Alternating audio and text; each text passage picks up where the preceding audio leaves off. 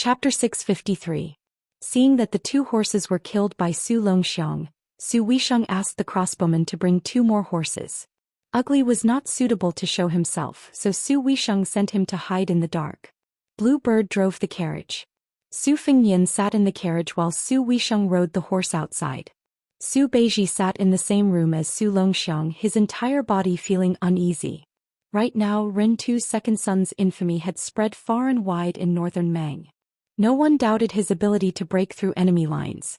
Su Beiji was truly scared that a single word of disagreement would cause his limbs to be torn apart like a grasshopper's legs by this withered yellow youth. Su Fengnian lifted the curtain and said, I originally wanted to enter through Toppling Horse Pass. Which way do you want to go? Su Xian said calmly, I'm just giving you a ride. Father gave me tens of thousands of cavalrymen, not to send them to their deaths. Su Fengnian deliberately ignored the innuendo in his words and said with a smile, When we part I'll give you a gift. Su Xian did not comment. She walked for 7 to 8 miles, stopped the horse and said, Although there are no more than 1,000 Beimang soldiers near Gu Maolong, there are still many horse stables left. Su Fengnian got off the carriage and handed Su Xian a bag. She said indifferently, It's okay. Other than Blue Bird and Ugly, there's also an otherworldly item wandering 100 miles away. It has the finger mysterious realm. Su Xian hung the cotton bag on the side of the saddle. Su Fengnian pleaded, Don't throw it away without taking a look. Su Xian hesitated and did not rush to turn the horse around. Su Fengnian was familiar with his second sister's cold temperament. He said, It's the head of the 5th raccoon. Su Xian frowned and said, The mountain master of Bing Ti Mountain, Dongzhu's father-in-law? Su Fengnian nodded. Su Xian asked, You and a few others succeeded in the sneak attack? Su Fengnian was speechless. Su Beiji, who got off the carriage with Su Fengnian but stood far away, said softly, Second Commandery Princess, His Royal Highness killed the 5th raccoon by himself. Su Beiji can testify. Su Xian sneered and said, How did the king of North Courtyard Su Huainan's concubine's grandson change his master? When do you plan to go to Liang Imperial Court and become a slave of 3 surnames? As expected of Su Xian, who knew Beimang like the back of his hand. Su Beiji did not explain anything to her relentless criticism. Su Fengnian tried to smooth things over and said, Second sister, can you not scare Juzi? He's a good person. Not long ago he even praised your poetry and said that he wanted to compare notes with you. Su Xian patted the ancient sword at his waist and said with a smile, Compare notes? Compare notes on swordsmanship? Didn't you tell him that I like to compare notes with scholars and common people? Su Beiji had truly experienced the rudeness of Beiliang's second commandery princess. Su Fengnian said helplessly, All right. He patted the horses but lightly and let Su Xian gallop away. Su Fengnian and Su Beiji looked at each other and smiled. They both felt relieved. Su Beiji sighed softly and said, He has the demeanor of Empress Murong. Su Fengnian hugged his neck and scolded jokingly, How dare you talk about my sister like that? Do you want to die? The scholar, who was almost out of breath from being strangled, shouted, How is this belittling? Su Fengnian let go of his hand and sat in the carriage with him. You'll know in the future. After sitting down, Su Fengnian threw the sword case to the black-clothed youth who was grinning from ear to ear. Huang Manor, there are 3 swords in there. I'll give them to you. Didn't you get stabbed by a willow branch? Next time you see him, return the 3 swords to him. Su Xian held the sword case and laughed foolishly. Su Fengnian turned his head to Su Beiji and said, Beiliang Palace has an abundant collection of books. If there's anything you like, just take it. It'll be your personal collection. Treat it as my meeting gift to you. How about it? Su Beiji smiled sincerely and said, It's enough. Su Fengnian thought for a while and said, When we reach the prince's mansion, why don't you change your name? Su Beiji shook his head and thanked Su Fengnian for his good intentions. It was obviously not wise to parade around Beiliang with the identity of Su Huainan's grandson. However, there were some things that Su Beiji did not want to shrink back from. Su Fengnian said regretfully, Su Jizi. What a delightful name. Su Beiji reminded him, Your Highness, you don't have Diwu Raccoon's head anymore. Su Fengnian said, Oh, and snapped his fingers. Not long after, a slender snow-white wrist reached into the carriage curtain. When Su Beiji saw the happy face of the otherworldly item in the red robe, He had goosebumps all over his body. Su Beiji forced a smile and flattered him against his will. Your Highness is confident in everything. You are worthy of being the heir of a vassal state. Su Fengyan waved his hand and the otherworldly item's elixir infant floated away from the carriage. Then he held Su Beiji's hand and said with a smile, You and I admire each other so much. It's a pity we didn't meet earlier. The corner of Su Beiji's mouth twitched and he whispered, Your Highness, did you also say the words a pity we didn't meet earlier to Diwu Raccoon? Su Fengyan smiled and slapped Su Beiji to the ground. Then he said softly, I like to walk the same path again. They say that there's no turning back in this world. Taking advantage of the opportunity to walk the path, it's very comfortable.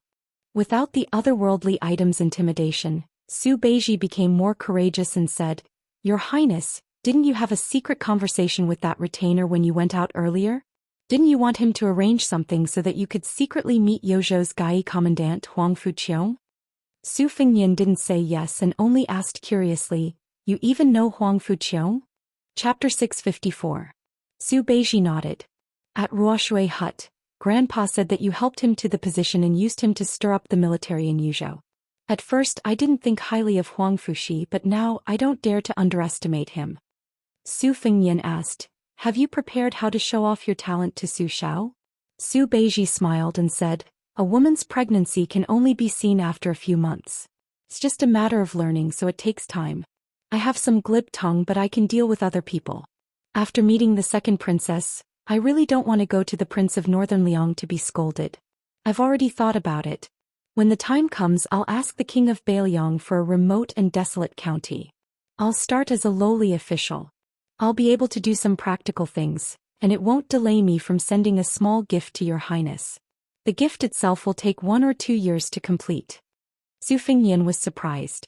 You can really endure being unknown for a few years. Su Beiji calmly said, When have I ever been famous? Su Fengyan grabbed Su Beiji. Su Jizi, you're really famous. Su Beiji smiled and tried to break free from Su Fengyan's grip, but he couldn't do it. He said helplessly, Your Highness, even if it's just a compliment, please show me more sincerity. Su Fengyan increased his strength and nodded with a smile. Hey, show me more sincerity. Su Beiji, who had taken off the mustached man's skin, was fair and elegant. At this moment he was in so much pain that his face turned red. Su Fengyan laughed and released his grip. Su Beiji angrily said, Bullying others with martial arts? Is that what a real man should do? Su Fengyan, who had also restored his true appearance, snapped his fingers again. Su Beiji thought that the otherworldly item wanted to join the fun again.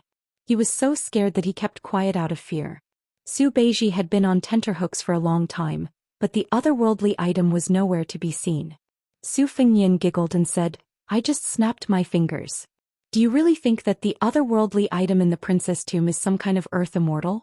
Do you really think that I can sense it from 100 miles away just by snapping my fingers? Su Beiji took a deep breath and lowered his head to flip through a book that he had found with great difficulty in the inn in Maolong military town. Although he looked furious, his eyes were gentle and there was a smile on his face. He was once afraid that the monarch he had to serve was a mediocre person with great ambition but little ability. However, he was even more afraid of meeting a master who seemed to be respectful and modest, who on the surface wished to sleep on the same bed and eat the same bowl as you, but in the depths of his heart he only treated scholars as murderers. Su Beiji didn't want his knowledge to be wasted on reading people's expressions and guessing their thoughts. Su Beiji put down the book and said worriedly, Before you came to Beimang, the Liang imperial court had already started to arrange for the princes to leave the capital and be enfeoffed as county kings. County kings don't have military power, but they can participate in local, state and county politics. These first-generation county kings of the Liang dynasty after the spring and autumn period were given a single title. Currently we know that there are 3 kings of Tang, Chu and Shu. I think that the king of Shu will most likely be Zhao Kai. The second king of Jing and Zhao Sun obviously had an expert to advise him. He was the first one to take the initiative to hand over all military power, which is bound to give the king of Yanqi and the king of Guangling a headache. I heard that you had a particularly bad relationship with the old king of Jing, and Xiangfan is also one of the most important cities in the world. No matter if it's east or south, it's a place that must be fought over. Su Fingyan smiled and said, Zhou Xian beat me up like a drowning dog, and I also stole the Princess Jing'an that he secretly admires. That brat can't wait to skin me alive and pull out my tendons to vent his anger. Su Beiji was stunned. He gritted his teeth and asked, Wait, what do you mean you stole the Princess Jing'an? Su Fingyan smiled and said, Her name is Pei Nanwei, one of the few great beauties of the Liang dynasty. I happened to pass by Xiangfan on my second trip and took her to Bailiang Palace. Su Beiji kicked Su Fingyan's calf. Su Fingyan didn't bicker with him. He patted the dust off and said helplessly, She's not your wife, what are you so anxious about? Su Beiji glared at him. The sallow and emaciated black-clothed Su Longxiang didn't get angry. He was born to be able to sense good intentions. Su Fingyan put away his cynicism and said softly, Don't worry, I've done enough ridiculous things. From now on I'll only be messing around in Bailiang.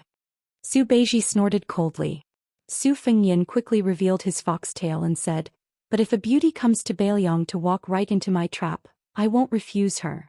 Su Beiji was about to speak, but Su Fingyan's words made him swallow his words. Why are you acting like my wife? Why do you care about this? Su Fingyan pretended to be terrified and shifted his butt. Su Jizi, don't tell me you're gay? Let me say this first, I can't wrong myself. If you can't bear it and really want to make a move, I can pay you to go to a brothel and find a young husband. Su Beiji cursed for the first time. Su Fingyan said calmly, Su Jizi, you're the first celebrity I've personally recruited.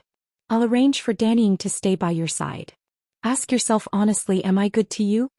Su Beiji lay straight in the carriage and covered his face with the book, pretending to be dead. Su Fingyan lifted the curtain with a wicked smile and picked up a pot of green ant wine that his second sister, Su Weisheng, had purposely left behind. He sat with Huang Manor behind Blue Bird. A light breeze brushed past his face and the silver hair at his temples swayed softly. His black hair entered Beimang and his white hair returned to Bailiang. Su Fingyan stretched and drank a mouthful of spicy wine. He didn't know why, but he remembered the sword outside the gates of hell. He softly said, frowning eyebrows erect, words like thunder, the evil flood dragon of the Swallow River is fat. Wielding a sword in the air, I'll return at the second watch. Chapter 655. The sky was just beginning to brighten. Su Fingyan and his party handed over their official documents. Probably because Liang Mang had declared war, the border patrol was a lot stricter than when Su Fingyan left the pass with the Fish Dragon gang. One of the border guards lifted the curtain of the carriage with a spear and examined every face. When he saw Su Fingyan, he was obviously startled for a moment. However, the official documents were real and there was nothing wrong with them. But the following few weapons became a thorny obstacle for both sides. Their luggage had to be carefully searched. The sword sheath, the spring and autumn sword, the spring thunder saber were all searched out. This made the Tumbling Horse Pass's armored guards feel as if they were facing a great enemy. A few silent glances were exchanged and a group of riders rode their horses over. Sparks flew everywhere and the smarter Jianghu people did not dare to pass through at this time. Many of the border tea and horse businesses were also stopped. They had to avoid the sharp edge and endure this period of time before making a good plan. Su Fingyan and his party did not look like merchants, nor did they look like the children of a military family. Carrying so many sabers and swords, how could the Tumbling Horse Pass city guards, who were already on their last legs, lower their guard? Not long after Su Fingyan stepped out of the carriage, a second group of cavalry arrived. The leader of the group was the number 1 young master of Toppling Horse Pass, Zhou Xian. Zhou Xian had a good memory.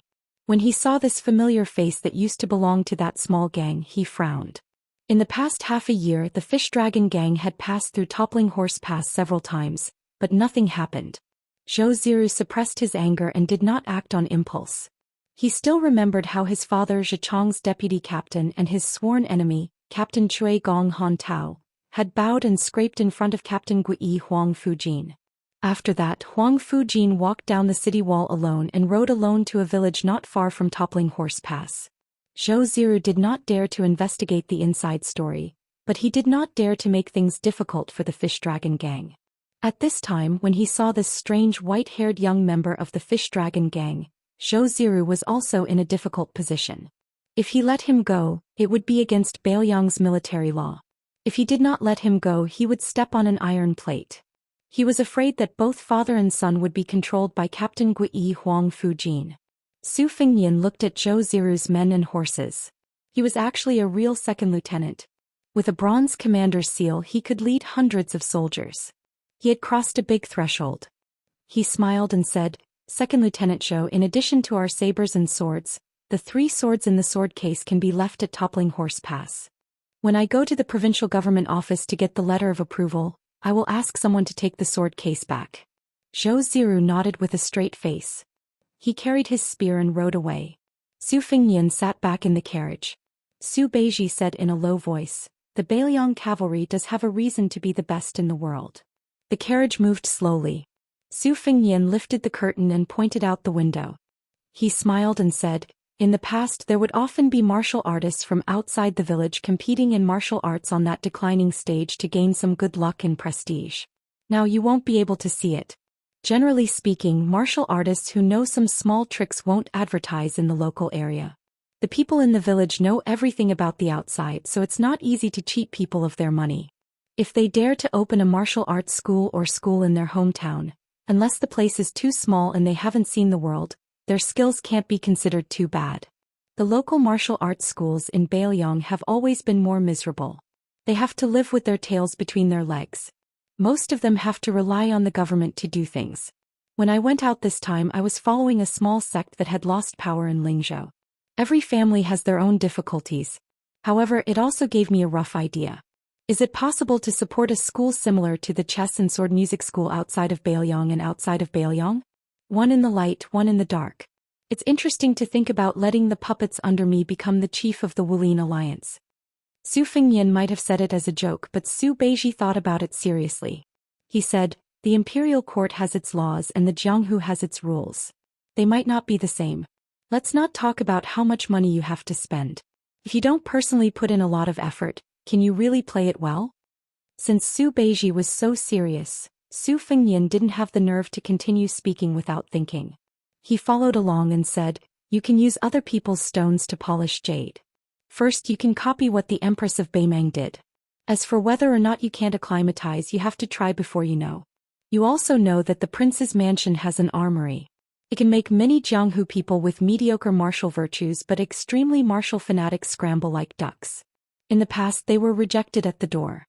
If I take the initiative to open a path, the situation will be different.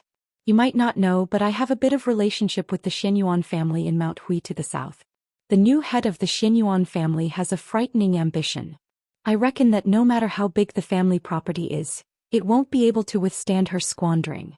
I will first try to sound her out and see if she will take the bait." Su Beiji glanced at Su Fengnian and asked, "Heir apparent wants to use this matter to test me?" Su Fengnian smiled and waved his hand. "Don't be so suspicious. With your personality of going to a dead end and your unbearably smelly scholarly aura, you're not suitable for this kind of pimping business. I will find someone else." Su Beiji laughed coldly. "You want to provoke me?" Su Fengnian shook his head and sighed. "It's good that you're recommending yourself to be a small government official. Otherwise I would really be annoyed by you. I'm lucky to have met you now.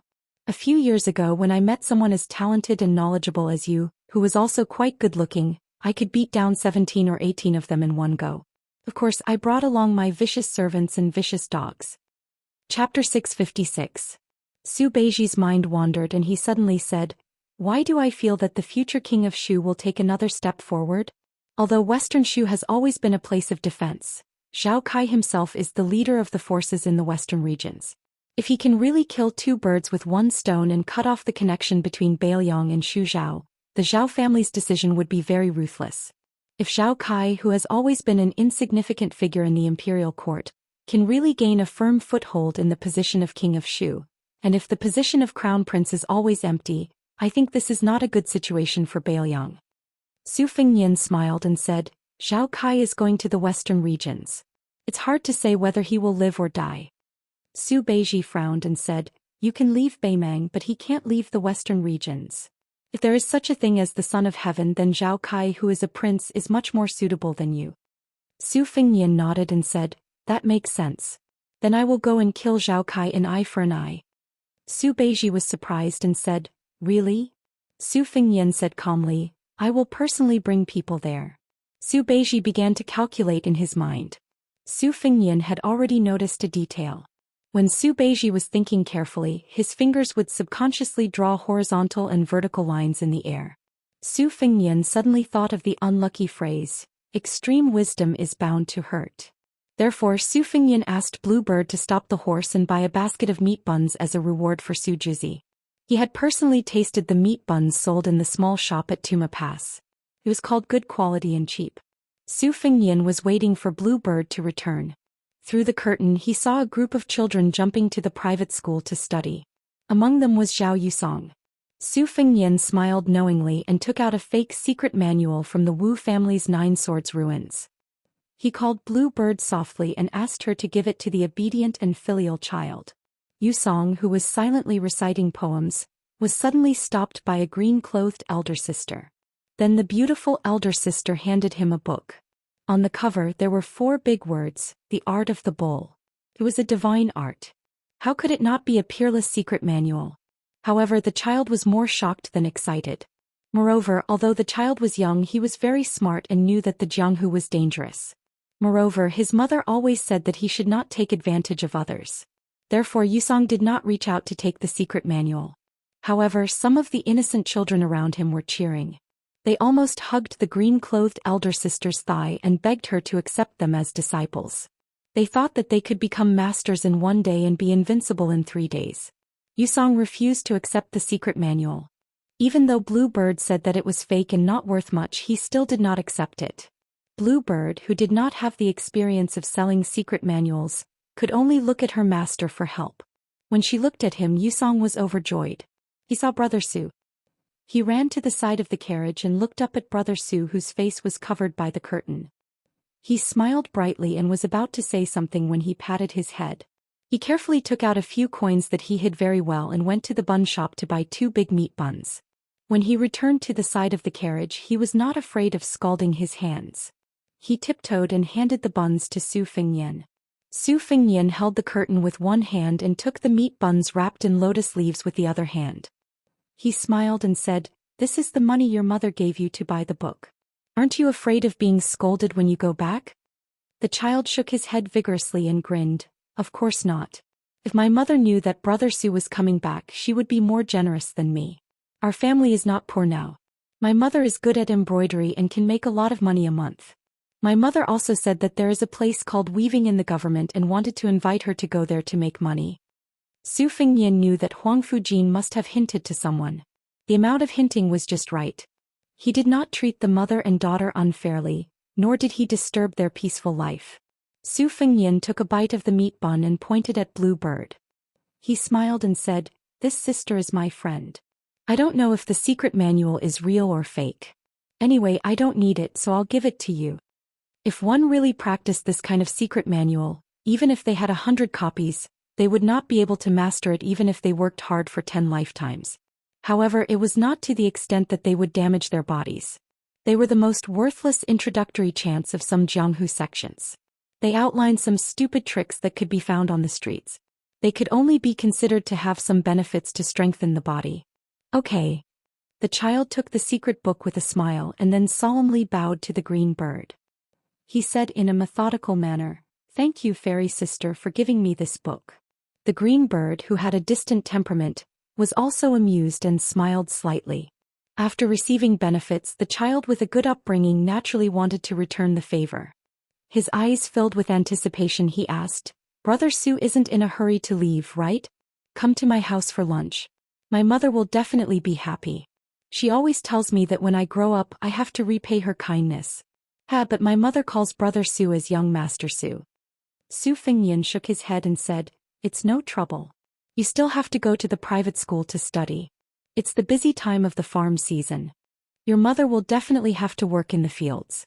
Besides, I'm in a hurry to leave Tuma Pass, so I won't stay."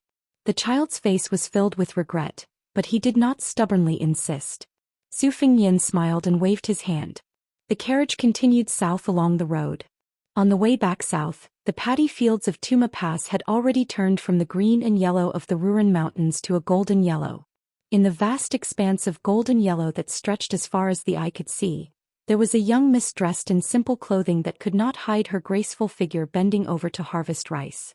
Originally, she did not have much land in the village. After she had more money, she could not bear the boredom and bought a piece of land here. The transfer of land deeds was an extremely complicated process. She had thought that the village side would not be able to get through, but she had not expected that the government side would be surprisingly easy to talk to. It was as if they were afraid that she would not buy the land. After she received the land deed, she had been nervous for a long time, thinking that there was a trap that she had not seen through. She had worked hard to save up some money. If she was cheated again, she would slap herself a few times and scold herself for being greedy and for suffering. Fortunately, it was already the autumn harvest and harvesting of rice. Behind her, there were many piles of golden rice that were her family's food. The young miss was filled with a joy that she could not tell others. She was born in Miji, a place that was filled with beauties. She was also an outstanding person in the surrounding 100 li. Many women who were not as beautiful as her had already become the concubines of officials and soldiers, or had been raised as canaries in large private mansions. He did not envy them. She only felt that it was very good to stay here, to stay by Yusong's side. She straightened her back and wiped her sweat. But how was their benefactor, young Master Su? Her beautiful face turned red and she softly scolded herself for being shameless. Chapter 657. They passed through the western region with the silver vase in hand. Zhao Kai walked the same path as the white-robed monk who traveled thousands of miles to the west. In Zhao Kai's party, in addition to the 200 valiant Yulin guards, there were also more than a dozen imperial bodyguards with yellow belts and golden sabers around their waists. Half of them were young men and half were old men. Any old man who was picked was an outstanding talent in the Wulin 10 or 20 years ago. In addition, there was also the female Dharma king of the esoteric sect, who was greatly valued by His Majesty, and a concubine who had no children. After shaving off her 3,000 strands of worry, not only did her appearance and bearing not lessen, but it also made her face, which was hard to tell whether it was gentle or dignified, even more bewitching. She was indeed worthy of being the 6-pearl bodhisattva with the 6 signs. Zhao Kai had just passed through the world's most dangerous jiangha, which was known as the yellow crane flying sword. He rubbed his butt and looked back to ask the female bodhisattva beside him, "Did the Taoist master's mansion of Longhu Mountain's beard transformation scripture go from here to the western region?" It was also said that after the old lord left 3,000 words, he turned into Buddha and crossed the quicksand to the west. Why didn't I feel any celestial aura or Buddhist aura? The woman who once led the ghosts out of Xiangfan in front of the crown prince of Bailiang and the old god of swords Li Chungang did not ride a horse. She insisted on walking like an ascetic monk. She said flatly, "There is purple chi coming from the east and going to the west. It's just that you're in the mountains and don't know the mountains." Zhao Kai snorted and pointed at his own nose. "You're talking about me? You don't say. Before I met you in Xiangfan, there was a very celestial senior in the Reed Marsh who praised me for my luck, second only to the princess of a fallen country in West Chu. His insight is like a torch." She ignored the prince's complacency and fluttered forward in her plain cassock. Zhao Kai subconsciously looked to the north and licked his dry lips. His face was gloomy. According to his second master, Bailiang had been entrusted to Su Shao because he had no other choice. The Lianggan corridor was the throat of the northwest. Once the corridor was opened, the million cavalrymen of Bailiang could easily dive into the central plains from the Huangshui Valley like lions hunting rabbits. In fact, it was not easy for Bailiang to set up defenses. Most of the time there were no barriers along the border. For example, if it were not for the Bailiang cavalry stationed at the wasteland north of Tuma Pass, or if any of the military brigades were used to relieve the defense, perhaps it would have long been crushed by Baimang's steel cavalry into a broken bamboo basket, leaking water everywhere.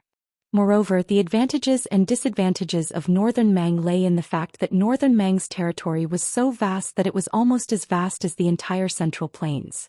This formed a thick wall in the game of Go, which was something that Northern Liang could not compare to at all. Therefore, Northern Mang could afford to lose several big games, while Northern Liang could afford to lose once and lose the whole game.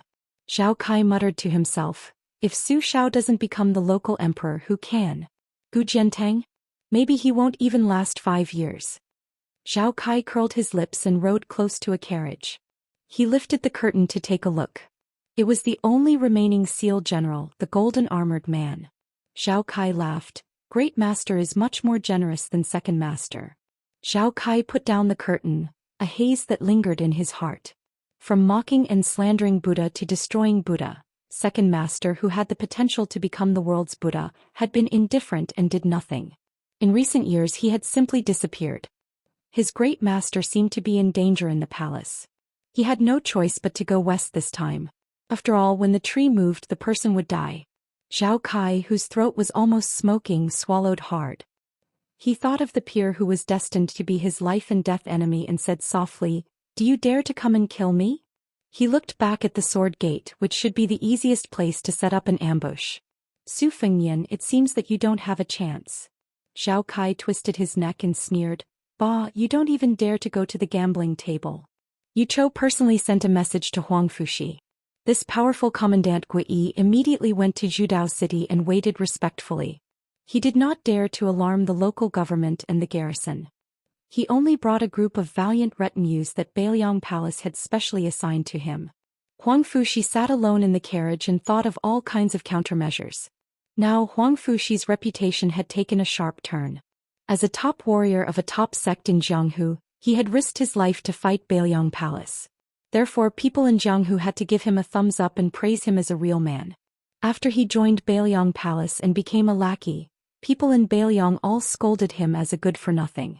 For the sake of his promotion and wealth, he had sacrificed almost all the lives of his entire clan and smashed the golden signboard that he had painstakingly accumulated for several generations. However, the honor and disgrace of Jianghu were one thing, but the military and political affairs of Bailiang were completely different.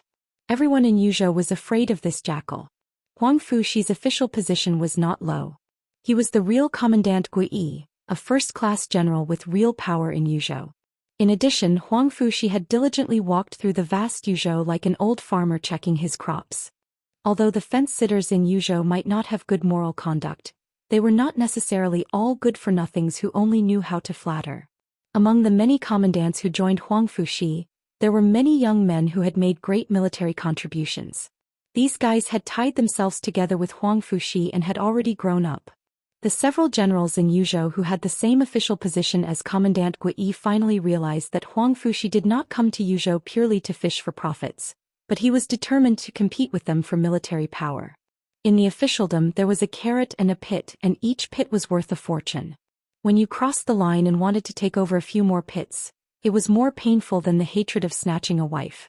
Over the past half a year, several generals who were in cahoots with each other had teamed up to trip up Huang Fushi. Commandant Gui also resolutely fought back. The two sides were fighting fiercely. If it were not for the war in Liangmang, they might have fought with real swords and spears. Chapter 658. Rumor had it that a general had said, "Even if you, Huang Fushi, are the new favorite of the great general, can you not follow the rules and blindly snatch territory? Back then I went through fire and water with the great general. Is the great general someone who likes the new and hates the old? If we really fall out, at worst we will all be tied up and brought to the king's mansion. I don't believe the great general will favor a guy like you, whose family is as dirty as a toilet." There was a brocade box beside Huang Fushi. Inside it was a rare folding fan carved by a famous master. Bamboo Blade City was famous for its bamboo carvings. It was popular in the city for officials to give each other books and fans. This fan cost Huang Fushi 3,000 taels of silver. It was made by Huang Wenho of the Jinshi family. Within the bamboo fan there were more than 10,000 words. The words were small and had the charm of a famous calligraphy. Huang Fushi came from a powerful family in the martial arts world. When he was young, he was also an elegant young master who excelled in music, chess, calligraphy, and painting. His vision was naturally top-notch. The reason why he chose the bamboo fan, other than the fan's elegance, was that Huang Wenho was praised by fans in the industry for his vision. However, Huang Fushi knew that this old man who did not show off was a genuine martial artist. Huang Fushi bought the fan with no less money than Huang Wenho. However, if Huang Wenho was not willing to work for him, then the 3,000 taels of silver would be the price to buy his life. Huang Fushi intuitively felt that Bailiang's Jianghu would be taken over by someone sooner or later. He was just feeling the stones to cross the river and explore the way. It would be best if he won the bet, but if not, it was fine to spend some money. Huang Fushi did not even care about his face and family, so why would he care about those worldly possessions that he would not bring with him when he died? Huang Fushi smiled lightly. He had been waiting outside Bamboo Blade City for an entire morning and did not lift the curtain once. If I, Huang Fushi, dare to go bankrupt on the gambling table, would you generals with dead wives dare to? The carriage slowly turned around and drove into the city. Only then did Huang Fushi lift a corner of the curtain. He looked at the simple carriage in front of him and gently put it down. The carriage stopped at the entrance of an ordinary inn in Bamboo Blade City. Huang Fujin got off the carriage, leaving behind the elite retinue that would never be loyal to him in this lifetime, and quietly followed. Along the way, Lieutenant General Gui did not look sideways. They followed him to a quiet single-family residence in the backyard. After Su Fingyan sat down, he asked Bluebird to buy some dyes. His current appearance was too unbecoming.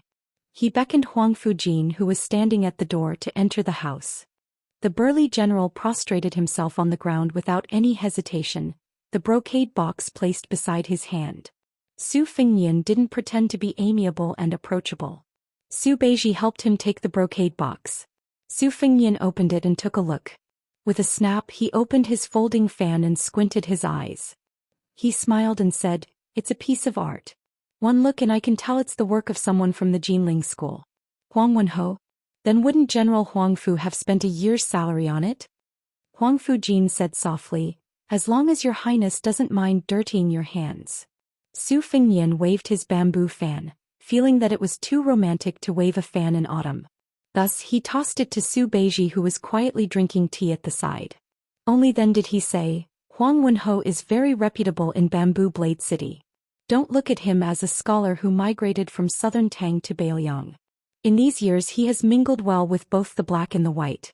The prince's residence has a notice with his name on it. If you didn't report your name and didn't use the title of an official to pressure him, this old man might not be willing to sell you this fan, right? His fan is said to be able to exchange for a 7th-grade official in Bamboo Blade City. According to the market price in Yuzhou, how can a few thousand taels buy it?" Huang Fujin said calmly, "I did report my name before Huang Wenho handed over the fan." Su Fingyan asked with a smile, "Was there a reason?" Huang Fujin replied, "Many of the big ruffians in Bamboo Blade City have acknowledged Huang Wenho, who is proficient in feng shui, as their master. I was wondering if this local snake was tactful. After all, Bailiang is your highness's Bailiang. Since they are making a living here and are so fat, they should at least put in some effort when they need to. One cannot forget one's roots. However, your highness, please be at ease.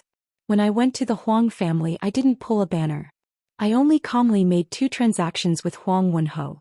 One was the transaction of the bamboo fan, and the other was that I took care of his adopted sons in all aspects. He gave me gossip from all walks of life. Of course, it's inevitable that there will be bloodshed when necessary. At that time, both I and Huang Wenho had spoken openly, so it can't be said to be bullying others." Su Fingyan and Su Beiji, who were still talking about that Jianghu matter not long ago, looked at each other and smiled. Su Fingyan nodded and said, "Stand up and speak." Huang Fujin didn't dare to be pretentious. He stood up and lowered his eyelids, looking at the tips of his feet from beginning to end. Su Fingyan smiled and said, "I'll read the secret letter you sent to Wutong'an on time when I go back. If I'm satisfied, I should be satisfied." Su Fingyan smiled and had Huang Fujin sit down. "Commandant Gui, it's not appropriate for you to speak while standing." Huang Fujin shook his head and said in a low voice, "I don't dare to be impudent when I speak while standing." Su Fingyan joked, "You learned this from our Bailiang's administrator, didn't you? 3 times you see, 3 times you don't see. One of them is that you don't kneel until you see Prince Liang." Huang Fujin was speechless. Using words to express loyalty to His Royal Highness, whose temperament was unpredictable, was futile. It was better to do things while standing. Su Fingyan waved his hand and said, "Go do what you need to do." Huang Fujin retreated step by step, his palms slick with sweat, and gently closed the door. Su Beiji's eyes were almost glued to the words engraved on the fan. Without raising his head, he asked, "This is Yozhou's Commandant Gui, Huang Fujin?" Su Fingyan grunted and said, "How about I give you the fan?" Su Beiji said without the slightest trace of politeness, "Sure, deduct it from my salary." Su Fingyan rolled his eyes and said, "It's easy for you to say. How many years will it take? Su Beiji carefully stared at the fragrant yellow bamboo cloud and said matter-of-factly, until I die. Chapter 659. After learning that Li Hanlin, who had been the chief of crossbowmen in the upper reaches, had returned from the border, and since he was not in the prince's mansion, then this kid might be in the new administrator's mansion in Lingzhou. Su Fengyin took a slight detour and entered Lingzhou, which was even more romantic than Liangzhou. In the past, every time Li Hanlin was the master of his own territory, he would entertain his friends who had grown up with him. Not once had he disappointed Su Fengyin. They would visit the best brothels, drink the most expensive wine, deal with the most domineering playboys and flirt with the most beautiful women. Su Fengyin still remembered that other than Yan Qiji, that old-fashioned bookworm, Kong Wuxia had his first time here. After the event, the courtesan had given him a very solid red packet, which made Kong Wuxia so embarrassed that his face turned red. He was so moved that he almost wanted to marry the courtesan, who only knew a little about the ways of the world, in a sedan chair. Su Fengyin had to persuade this stupid ox not to do anything stupid. Su Fengyin's hair had been dyed black by Blue Bird and he rode on a horse. When Su Fengyin first entered Beimang, he had paid attention to the post, the beacon and farming. Su Beiji was the same. He only sighed. Compared to Beimang, Beiliang is still too small. If its territory was a little bigger, for example if it could swallow up Shishu and Nanzhao at lightning speed. Su Beiji did not continue speaking. After Su Fengyin and his younger brother Huang Man'er met, they did not speak much. In these years the two brothers had spent more time together than apart. They had said most of what they could say. Those who were truly close did not need those seemingly passionate words.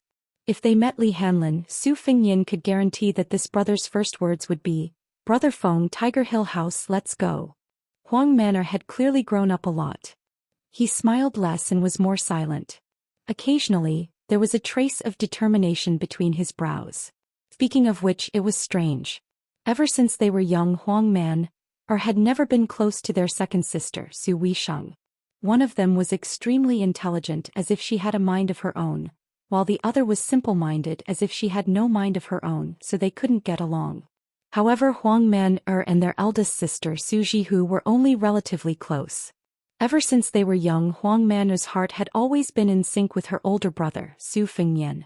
This time, when Huang Man'er came down from Mount Longhu, he actually knew to go to Shangyin Academy to visit his second sister. He even gave his beloved tiger kuei to Su Weisheng. This made Su Fengyin feel very surprised. Before reaching the capital of Lingzhou, he found out from the conversations of the people in the tea-houses and restaurants that Li Hanlin, the great calamity Li, had a change of heart after being trampled by a warhorse. He had really earned great military merits at the border. This time when he returned to his hometown, he did not even go to the brothel. He did not stay at home for more than a few days before leaving with his fellow soldiers. This made the frightened people of Lingzhou sigh that they did not understand the ways of the world. Of the 4 young masters of Beiliang, other than His Royal Highness who was still frivolous, Yan Qi, who was originally somewhat talented, had gathered the relatives of the emperor. He had also benefited from Jean Lanting's resignation and became a noble Jean Lanting. Of course, this was only a small Huang family. The great Huang family had a small Huang family with enough qualifications to replace Jean Lanting. Kong Wuxia had entered the imperial army. Now even Li Hanlin, who was endlessly spoiled by the administrator, had great accomplishments. The people of Lingzhou sighed with emotion and felt rather helpless. Could it be that in the future they really had to let that useless crown prince become their king of Beiliang? Since Li Hanlin was not at home, Su Fengyin did not go to the administrator's residence to disturb official Li, who had been promoted to a second-rank official. There was also Li Fuzhen, who looked at him coldly and disdainfully. It was fine if they did not meet, but if they did meet it would be even more boring. The Fish Dragon Gang was within Lingzhou and was not far away. However, Su Fengyin did not have the leisure to flaunt his status. There were clearly many travel-worn foreign monks in Beiliang. Most of them could only stay in the various small temples. There were also quite a few who begged with alms bowls. Su Fengyin and his group followed the spacious courier road that led to the capital of Beiliang. They walked slowly and hurriedly. Su Fengyin diverged from the courier road on the border of the 2 prefectures and stopped his horse at a famous stop-horse temple. There was a rumor on the streets as to why the temple had such a strange name. Back when the Su family entered Beiliang, Su Xiao and Princess Consort had stopped their horse at this temple to burn incense. It was not the 1st or 15th day of the month, and it was also noon, which was not a pleasant time. The sun was scorching hot, making it seem that there were more monks than pilgrims. The buildings of Stop Horse Temple were sharp and tall, reaching into the clouds. The eaves were scattered, and when the wind blew, one could hear the clanking of iron horses. Before entering the temple, Su Fengnian asked with a smile, "Do you believe in Buddhism?" Su Beiji shook his head and said, "The monks in the temple are mostly infatuated men and women who boast that they have seen through the world of mortals. They are far from seeing through. This is especially true for this kind of large temple where the incense is at its peak. There are very few truly virtuous senior monks. I don't believe in Buddhism, but I don't believe in Buddhism either. I remember the Middle Agama Sutra said that there was a venerable one who had not seen a woman for 80 years. I have also been to the Buddha cave outside Dunhuang and saw many pictures of Buddhas cutting their flesh to feed tigers and sacrificing their lives to feed eagles. To me, it is really an unattainable realm. I have also been to the Daoist temple outside the Heaven's Gate of Dao De Sect to read the scriptures, but I did not feel too emotional. My grandfather said that old monks talk about Buddhism with their mouths full of alcohol. Young prostitutes earn money to buy the yellow quart, and children secretly apply rouge on their faces. This kind of freedom is precious. Among the 3 religions, Confucianism is relatively less restrictive, so I think it suits me more." Su Fengnian smiled and said, "Then are you going in to burn incense?"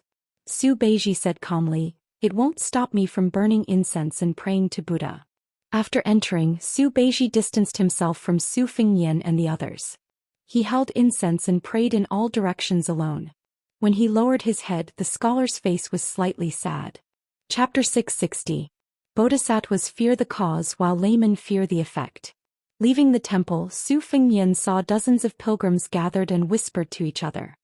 He didn't want to pay attention to them, but Blue Bird tugged on his sleeve and he saw a familiar slender figure beside a roadside tea stall.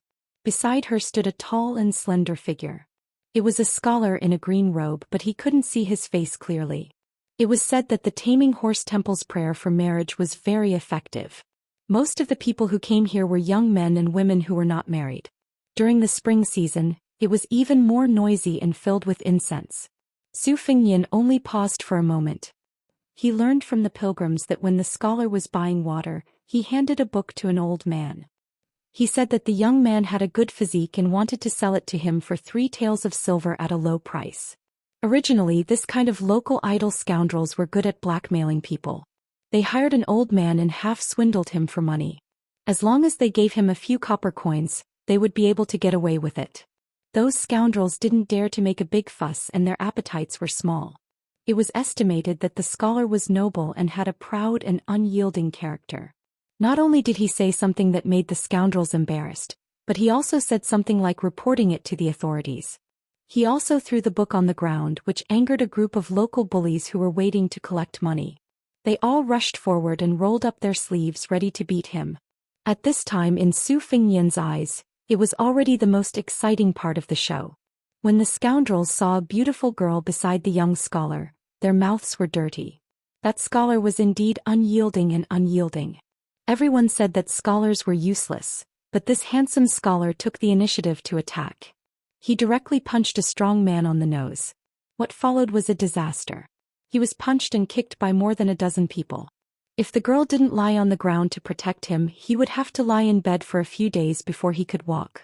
Perhaps they were afraid of provoking the authorities, but after the scoundrels had a good time beating him, they scattered like birds and beasts. Su Fengnian had seen enough and dismissed it with a laugh. He said softly, "Let's go." Su Beiji frowned and said, "This group of idle scoundrels is so unscrupulous?" Su Fengnian held back his laughter and said, "How can idle scoundrels be good people?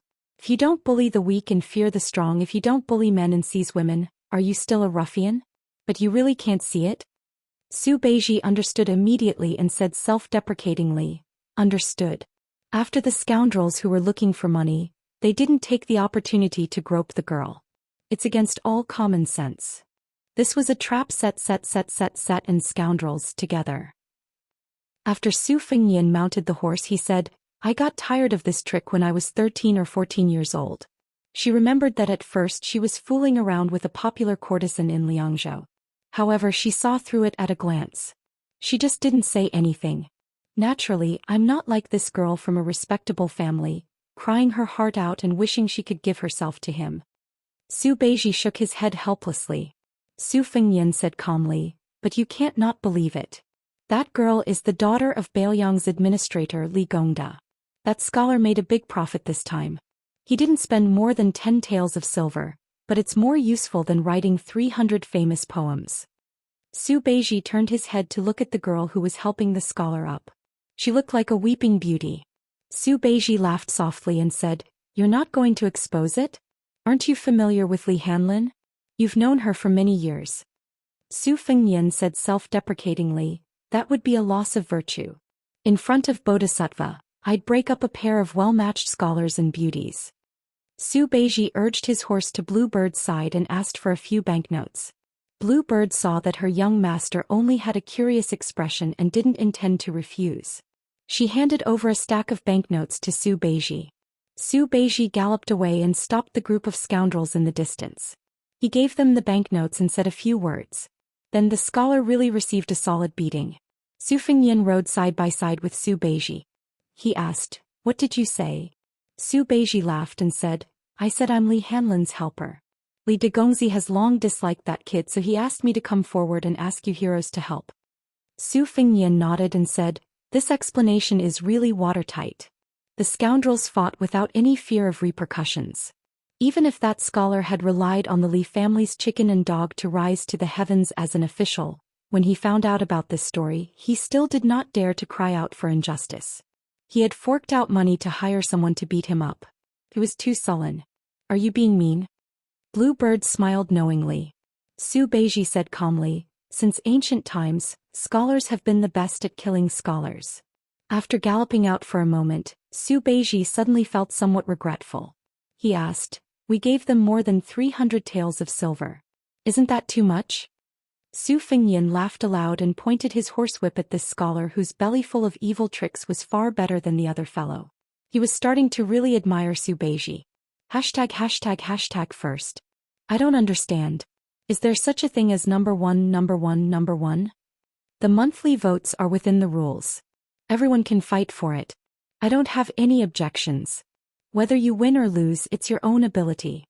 However, is it difficult for an author to quietly write a book and for readers to quietly read a book? Who's more hardcore? Who's more loyal? Who's more loyal? Who's more ferocious? You even King said you prepared 1 million? Others are fighting for monthly votes with you. Are they just shining your shoes? The little fish in the pond? You should be happy in your own group. Why do you have to make such a fuss? Fine, I'll fight for number 1. P.S. Let's talk about this month's update. 5,000 words per day for this month. Take 1 day off every week. Chapter 661. The autumn wind was chilly and the green ant wine was in high demand. The willows at the intersection of the 2 relay roads outside the city were particularly thick and strong. Under the shade of the willows was a clean wine shop.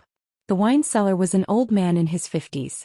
As business was getting better, he let his son and grandson, who were busy farming, come here to help with the business. Originally, it was more suitable for the daughter-in-law to do the odd jobs. After all, only a woman could put her face down and bargain with the customers. The old man was a simple man. After doing business for more than 10 years, he was still shy and could not open his mouth. However, a few years ago his daughter-in-law had caused a disaster by offending a group of drunken and troublemakers. The old man did not dare to let her suffer. Even now he still had lingering fears. At that time, if it were not for someone passing by the wine shop who could not stand the sight of those dandy young men in bright armor, he would not only have to pay to avert the disaster, but also his daughter-in-law's chastity. Even now when he thought about it, the old man still felt guilty and uneasy. He felt that he was useless. Later on, when he heard that those young men who relied on their connections to join the army were probably the personal guards of the Crown Prince of Baoyang, the old man accepted his fate. However, it was a pity that the great general was like a tiger father and a dog son. When he was drunk in private, he would curse a few words about the ways of the world. He thought that when the great general passed away one day, he must not let the crown prince be the king of Baoyang. Everyone said that General Qin Jibao was invincible on the battlefield, but he was kind to the soldiers and the people. The old man and some of the old farmers in the neighborhood who were about the same age also thought that General Qin was good at fighting and would not be bad if he became the king of Bailiang in the future. Today the old man was in a good mood and took out the homemade green ant wine that he could not bear to drink. Green ant wine was not expensive to begin with. High officials and dignitaries could afford to drink it, and the common people also did not lack the money to buy it. Only black market merchants who were blinded by greed would drink it. However, there were also good and bad green ant wine. Generally it was sold in bulk by the caddy and by the bowl. Although the old man was kind, he was not willing to lose money and take out the mellow-aged wine. The main reason was that the old rich man who was sitting there drinking wine was his benefactor. That year, if it was not for this old man who stopped that group of lawless soldiers, his daughter-in-law would have been dragged to the barracks by those bastards. Today's jar of green ant is free of charge. In the old man's opinion, elder brother Su, who was drinking, couldn't be a rich gentleman. He was dark and skinny. He probably worked hard to earn money. However, he was dressed well. At least his clothes looked like silk and satin. He was comfortable to look at. After dealing with a table full of customers, the old man finally had some free time. He draped a wet towel over his shoulder and sat at the table next to him. He smiled and said, "Brother Su, why don't you call nephew Yuan over for a drink? I haven't seen you guys for 2 years. What's wrong? Are you afraid that I'll go bankrupt from drinking?" A tall man with a dignified appearance stood at the edge of the shade. The old man remembered clearly that he was the one who had taught those little bastards a lesson. Later he learned that he was old brother Su's adopted son, surnamed Yuan. The old man had been selling wine here for many years. He had seen many children of rich families come and go, but none of them could compare to this young master Yuan. Old brother Su had such a good character and appearance as his adopted son. Good people are rewarded. However, today was different from the few times they had met before. Old brother Su had brought a pair of people with him. One was a young scholar and the other was a well-behaved little girl.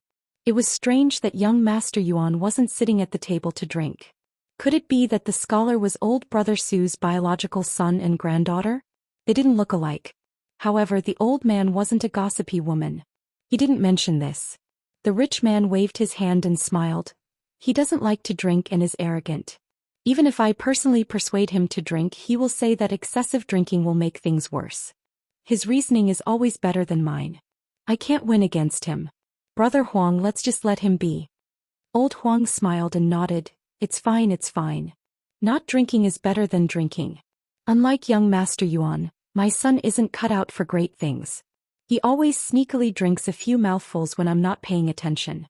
I'm too lazy to scold him. We're already so old. We've thought things through. The old man with the surname Su drank a mouthful of green ant wine. He took a deep breath and snorted. With a face full of joy, he said, "Brother, your words are very straightforward." The old man was happy. He laughed and said, "What do you mean by straightforward? It's all nonsense. We don't know any reasoning. We're just living our lives. My grandson went to a private school to learn how to read. I'm just waiting for him to change the word wine on the brochure. It doesn't matter if it looks good or not. It's fine as long as he can recognize it." The old man thought for a moment and said, "My son's handwriting is quite good. Why don't we use it first and change it when your grandson learns how to write couplets?" Old Huang was stunned. He rubbed his hands and said with an embarrassed expression, "That's good. But won't it be too troublesome for you?" The old man waved his hand and smiled comfortably. "It's fine. I'm here today to wait for my son to come home. When he finishes drinking, won't it be easy? It's just that I don't have a pen and ink." Old Huang slapped his thigh and said, "If you don't have it, then go get it. The village isn't far. It's 2 miles away. I'll get my grandson to go get it. That brat's legs are very nimble." There was a child who had been in the private school for less than 2 years who had been happily squatting nearby. He rested his chin on his hand and peeked at the little girl sitting at the table. He felt that she was really beautiful.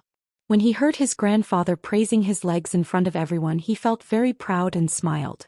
Without his grandfather's instructions, he stood up and disappeared. Old Huang generously took the bowl of wine that Brother Su handed over. He took a sip and asked with a smile, "Brother, is your son a scholar who wants to take the imperial examinations?" The old man shook his head and said, "He's not very educated. However, I've been forcing him to go out for the past few years. He travels very far and doesn't stay at home for many days. Sometimes I regret it." The old man sighed and said, "Brother Su, young people should go out and experience more. Otherwise, they won't be able to support a family. Brother, your family business is definitely not small. Unlike us who only have one mu of land our whole lives, young Master Su will definitely have to suffer more. It's a good thing." The scholar who didn't drink much smiled and raised his head to look at the end of the post-house road. Old Huang only drank half a bowl of wine before he went to greet the other tables of customers. The tavern was a small business with a small profit margin. It was rare to have a repeat customer, so all of them were unfamiliar faces. The table of scholars didn't have loud voices, but it sounded like they were talking about the world. Old Huang couldn't understand them anyway. The table of people who had been in the Jianghu were mostly dressed in simple clothes.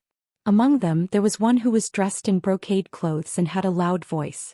He spoke with a foreign accent, but he was relatively generous. Other than 2 jars of green ant wine, he also ordered a few caddies of cooked beef. The tables of people didn't interfere with each other's business. The scholar talked loudly and arrogantly. Chapter 662. On the other hand, the group of Jianghu people took a few more glances at young Master Yuan, who was standing like a spear by the side of the post house. There was some fear in their eyes. They knew their own weight. They had come to Beiliang to make a living. They wanted to open an escort agency near Liangzhou, or join a slightly larger gang. They had traveled a long way. They had left their hometown in Liaodong because they had been bitten black and blue by a mad dog who also had the surname Yuan. Their original gang had been strangled by that brat, so they definitely had some tricks up their sleeves. They were definitely not those so-called invincible fighters who fought all the way from the village head to the village head, from the east to the village head, and from the east to the village head. They were also not boxing masters who dared to call themselves grandmasters. The reason they had chosen Beiliang as a place to stay was because they knew that the king of Beiliang had brought prosperity to Liaodong. Although Beiliang had suppressed Jianghu quite a bit, at least there was some incense burning there. Furthermore, they were just a few small fish and a few small shrimps. They had not done anything against the country's laws, so it should not be difficult for them to make a living. However, since they were unfamiliar with the place, they had to be careful. They were more cautious, afraid that they would encounter an unreasonable territorial snake. They had heard about young Master Yuan from the conversation between the old man in the wine shop and the rich man. The reason they spoke loudly and deliberately talked about the heroic deeds of wandering Jianghu was because they wanted to see if they could gain the favor of the crippled rich man. It would be best if they could get a guard instructor who could guarantee a steady income. Otherwise, they were embarrassingly short of money and did not have much traveling expenses. They would not put on a facade and ask for a few more caddies of beef. A single copper coin could not kill a hero. How could they dare to rob in the territory under that butcher's jurisdiction? A scholar put down his wine bowl and clicked his tongue. The Long Xiang army penetrated deep into the enemy's territory alone and showed the might of the Beiliang army. The great snow dragon cavalry even killed all the way to the northern barbarians' Nanjing prefecture. This is all true, but what does His Royal Highness have to do with this? I've heard that the Crown Prince is very confident. So it turns out that you've been strategizing in a brothel in Liangzhou from thousands of miles away. Impressive, impressive. Another scholar from the same school who had studied the books of the sages shook his head and laughed. It's the same thing. They're both fighting on horseback. His Royal Highness is fighting on horseback when he's on a girl in a brothel. Isn't he fighting on horseback? Yuan Liang, you are underestimating our hereditary His Royal Highness. A scholar with a jade pendant hanging on his waist sneered. I'm waiting for this prince to ride the Empress of Beimang. That's true ability. When the time comes, I'll be the first to tame him. The scholar who started this said in a strange tone, Is the age difference a little too big? Scholar Xuanyu asked, Isn't His Royal Highness famous for being unrestrained? The table of scholars who were worried about the country and the people burst into laughter. Young Master Yuan, who was standing quietly in the distance, narrowed his eyes. Instantly, a strong murderous aura exploded from his body. Among the 3 old and young people at the next table, the little girl who knew how to be grateful looked indignant. There were tears in her eyes. The old tycoon drank a mouthful of wine and smiled. Qin Shiliang, the scholar from Jiangnan, also smiled gently. The scholar at the other table, who was wearing the most luxurious clothing, put down his wine bowl heavily. He didn't point at anyone and laughed. I've heard that the Crown Prince of Bailiang went to marshal Emperor City and even went to the top of the city wall. Later on, he followed the old god of swords and killed his way to the king of Guangling by the Guangling River. I admit that I can't do it even if I have 100 guts. If it were someone else, let alone doing it, they would be so scared that they peed in their pants. Don't talk to me about having an expert protecting you. At this level of grudge, it doesn't matter if you're the crown prince or not. I don't believe that a crown prince who only knows how to bully women can make a sword immortal like Li Chungang escort him for thousands of miles. Can he make the second in the world marshal Emperor City, let him go to the top of the city wall and walk out of the city? His friend tugged at his sleeve and shook his head slightly, indicating to his brother not to let his emotions affect his decisions. Scholar Pendant Jade had a calm expression and said slowly, "Is a boorish man worthy to talk about the world's affairs? A toad opens its mouth to the sky and swallows the sun and the moon? You sure talk big." When arguing with someone, how could the people of Jianghu win against a scholar? That person of Jianghu in embroidered clothes was probably an impatient boorish man. When he heard such sarcastic remarks, he grabbed a knife on the table and immediately held down the people at the same table. Qin Shiliang finally opened his mouth and smiled. A toad swallowing the sky and the moon is called ambition. Even if it's unpleasant to hear, it's just having high standards.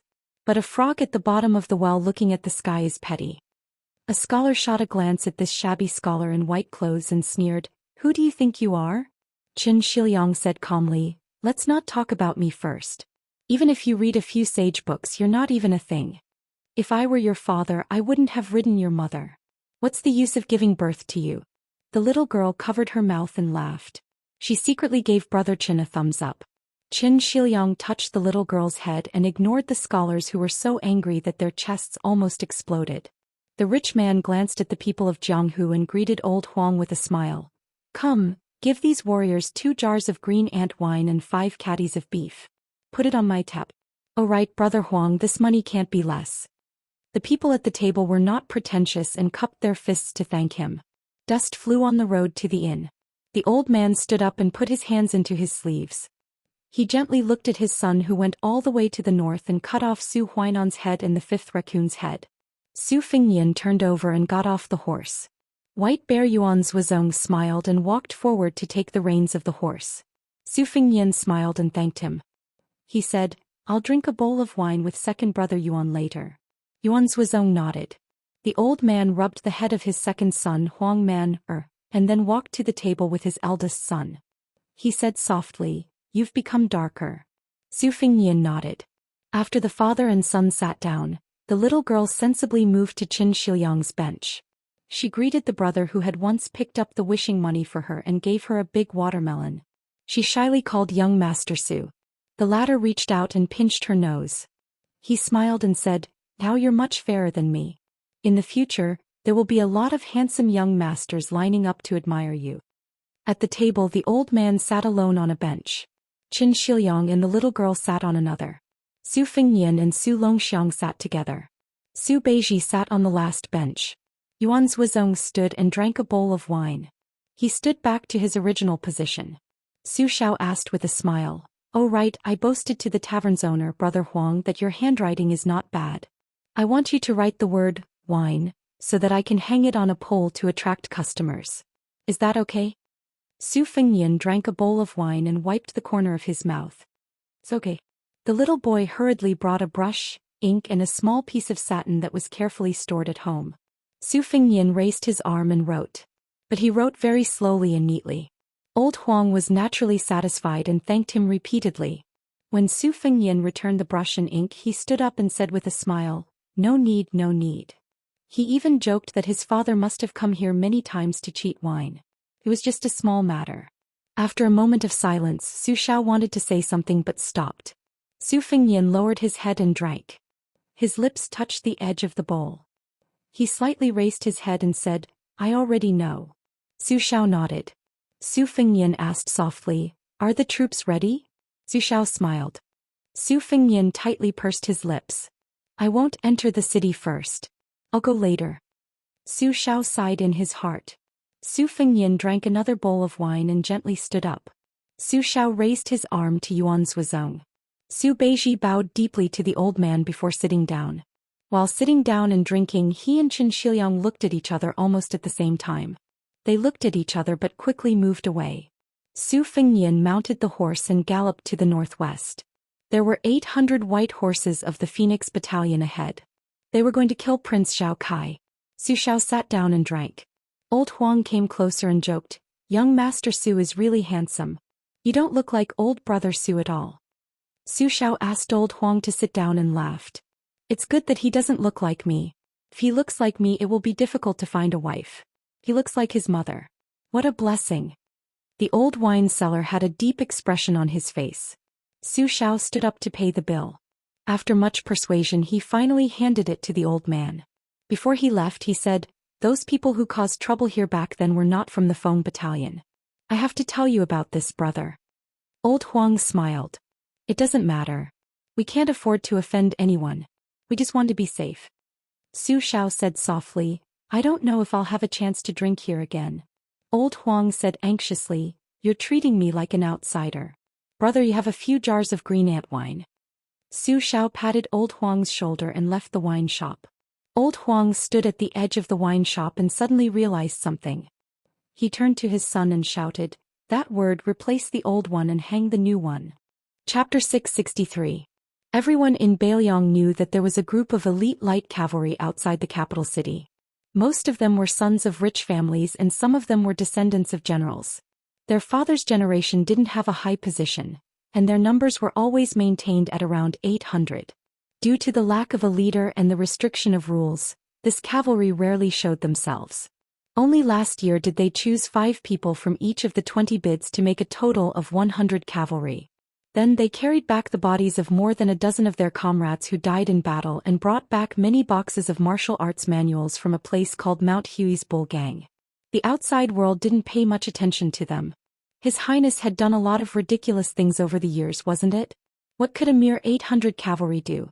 Wang Chong had once asked Lieutenant Yuan Meng this question in private. Yuan Meng told him that when Chu Lushan's General Chu led his troops to Shu, he only had 2,000 to 3,000 men. Even so, he was still able to crush western Shu, which was surrounded by natural barriers. Cavalry Wang Chong's good brother Lin Heng died in the Battle of Xiangfan City's Reed Marsh. He was pierced through by Wang Mingyin's halberd.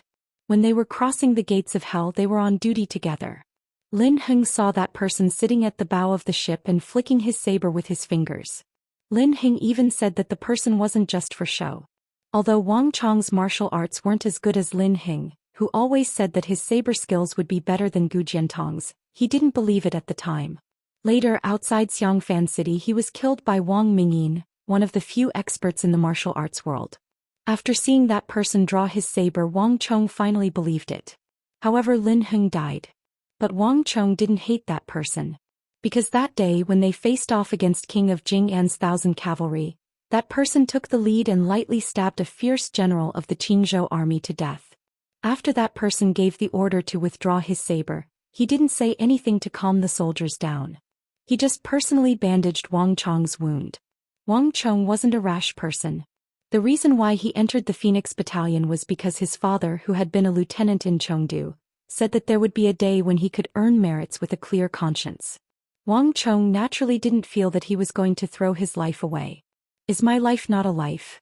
Why should he work for you? My father isn't that bad either."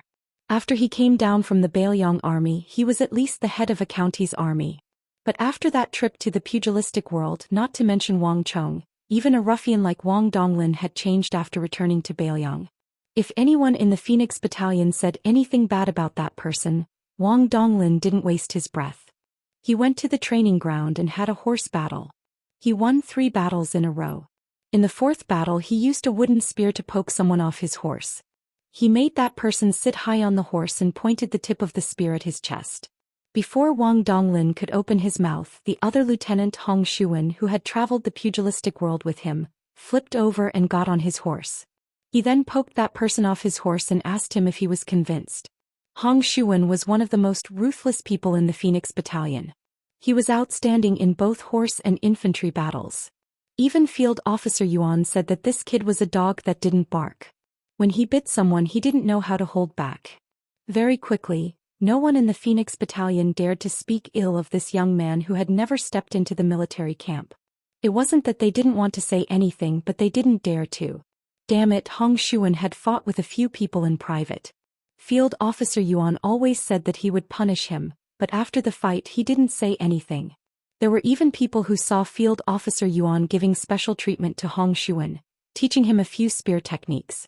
Everyone finally understood that Field Officer Yuan had also switched sides with that fellow. Moreover, after that incident, the famous Great Halberd Ningame of the Bailiang army would occasionally visit the Phoenix Battalion's encampment to look for Wang Chong and Wang Donglin's cavalry. During this time he even took in 2 anonymous disciples. Although they didn't officially acknowledge each other as disciples, it was close enough. He taught them how to throw the short halberd. When he was free, he even took out money to treat these nameless soldiers who didn't have any military achievements to drink. This made others very envious. After all, Ningame wasn't an ordinary character. He was one of the 4 fangs of Bailiang. He was on the same level as Dian Xiongzhu, a first-rate general who commanded 6,000 Iron Stupa cavalry. Although the hearts of the 800 people in the Phoenix Battalion were currently scattered, everyone was worthy of the Bailiang saber at their waist. In terms of individual strength, they definitely wouldn't lose to any of the elite troops in Bailiang. Especially for a bastard like Hong Xuan who fought as if he was eating.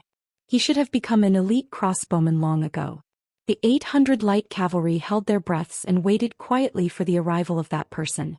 They only knew that they were about to embark on a long-distance raid. They didn't know who to kill. They didn't know how many soldiers the enemy had. They didn't know if they would survive after the battle. Su Xiao sat in the carriage. The coachman was Spear Immortal Wang Xiu's junior brother Han Lao's Han. Qin Shiliang and the little girl followed him into the carriage. Su Beiji was left behind to enter Liangzhou's prefectural city and follow the coachman to the king's residence. He rode on horseback, accompanied by several old retainers whose auras were as long as rivers. The carriage suddenly stopped. Su Beiji suddenly saw the king of Bailiang lift the curtain and wave at him. Su Beiji sat in the carriage.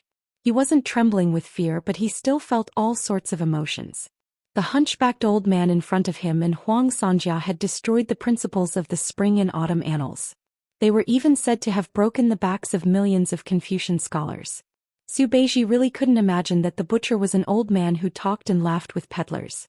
Su Xiao leaned against the wall of the carriage with his hands in his sleeves. He said to the grandson of his old friend, "Don't hold a grudge about Su Huainan's death. Of course, if you really want to hold a grudge, you should hold a grudge against me." Su Beiji knelt on the ground and lowered his head. Su Beiji doesn't dare. Su Xiao smiled. You don't dare. Chapter 664. Su Beiji's back was immediately drenched in sweat, but his tone didn't change. He kept his gaze down and said slowly, "Since Su Beiji came to Bailiang, he will work for Bailiang wholeheartedly. But if you want me to have no grudges, Su Beiji is not a saint, so it's impossible." Su Xiao nodded and said, "That's true. Very good." Su Beiji was silent. Su Xiao said softly, "Let's sit down and talk. Speaking of which, we are still distant relatives. You can call me Uncle Su in the future." Su Beiji sat down cross-legged. Su Xiao asked, "This time Prince Zhao Kai went to the western regions. As expected, the 800 Phoenix barracks will meet him at the throat between Jianghe and Lusha River. Besides a powerful Dharma king of the esoteric sect, Zhao Kai also has 200 elite Yulin cavalry and 16 imperial golden saber guards. As for the secret forces, Bailiang's spies didn't find out much. Do you think this assassination is worth it? Even if it succeeds, what are the pros and cons?" Su Beiji asked calmly, "May I ask how many soldiers in Jianghe have rebelled?" Su Xiao frowned and said softly, "Rebelling?" The old man smiled and said, "Let's do as you say. Jianghe has been a top strategic town since ancient times. Its importance can be ranked in the top 10 in the entire Liang dynasty. It has a total of 16,000 soldiers, half of which are infantry and half of which are cavalry. The 8,000 infantry are mostly former subordinates of Gu Jiantang, but there are also some subordinates of King Yan. As for the cavalry, there are 3,000 of them. They are just west of Jianghe, killing a group of bandits." Su Beiji continued to ask, "How many of the remaining 5,000 can come out in an emergency?" Su Xiao said, "More than half, still 3,000 soldiers." However, the prerequisite was that they had Gu Jiantong's tiger seal, which was the Minister of War's tiger seal. Unfortunately, I have some old subordinates on the way to the Sword Pavilion. They're old and they might not be able to deliver military intelligence quickly. Su Beiji shook his head and said, I dare say that it is not these 3,000 soldiers who will make a move, but the other 2,000. Because even if Gu Jiantang is willing to issue this order, there will be a woman in the imperial palace in the capital who will stop it. Su Xiao frowned. Oh, who would have the courage to do that? Su Beiji said indifferently, the son of the Zhao family, to be more precise, is Han Diaosi, who wholeheartedly wants to help Zhao Kai become the emperor. It was very likely that this eunuch, who seemed to be losing his power in the inner palace, would personally come to the capital. Moreover, Han Diaosi's actions would mean that he is truly going downhill from the imperial palace.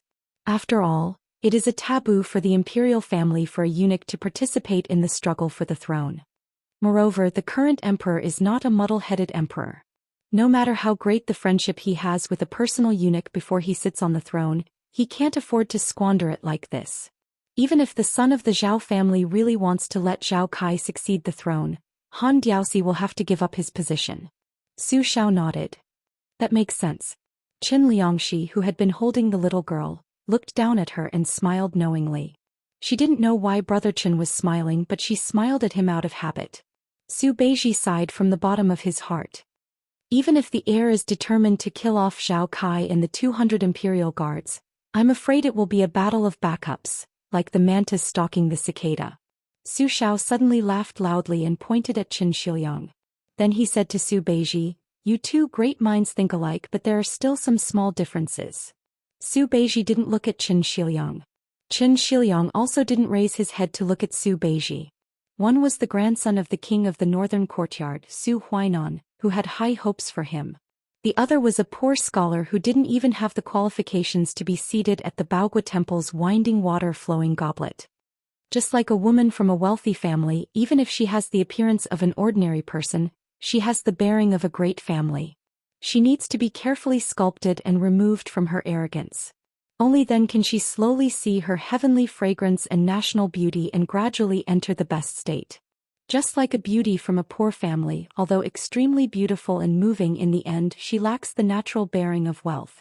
She needs to be given an aura from the big picture and open up the layout. Only then can she be as round as she wishes, charming but not demonic.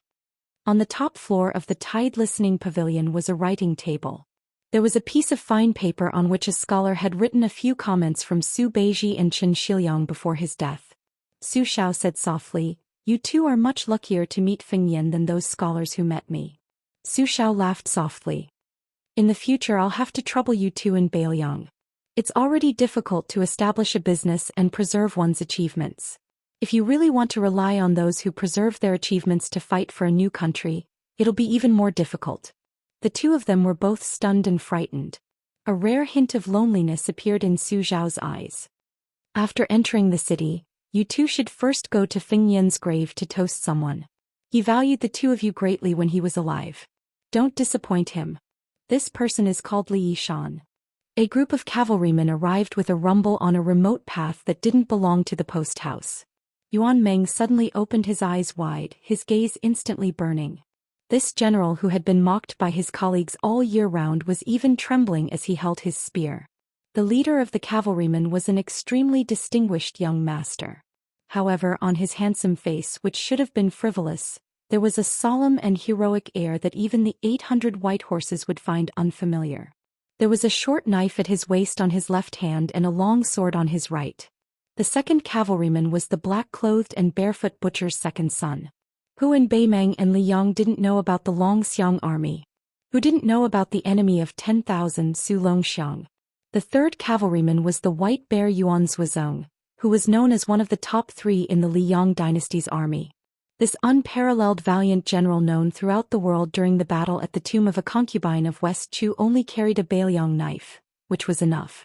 The fourth cavalryman was a woman in green with a long spear in her hand. The fifth cavalryman was a woman whose arms were hidden in the big sleeves of a red robe and a red scarf on her head.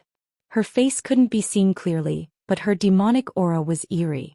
Her aura didn't lose to Yuan Zuozong at all. The 5 cavalrymen passed by the Phoenix Battalion in succession. Yuan Meng was the first to turn his horse around. The rest of the cavalrymen were silent and followed closely behind.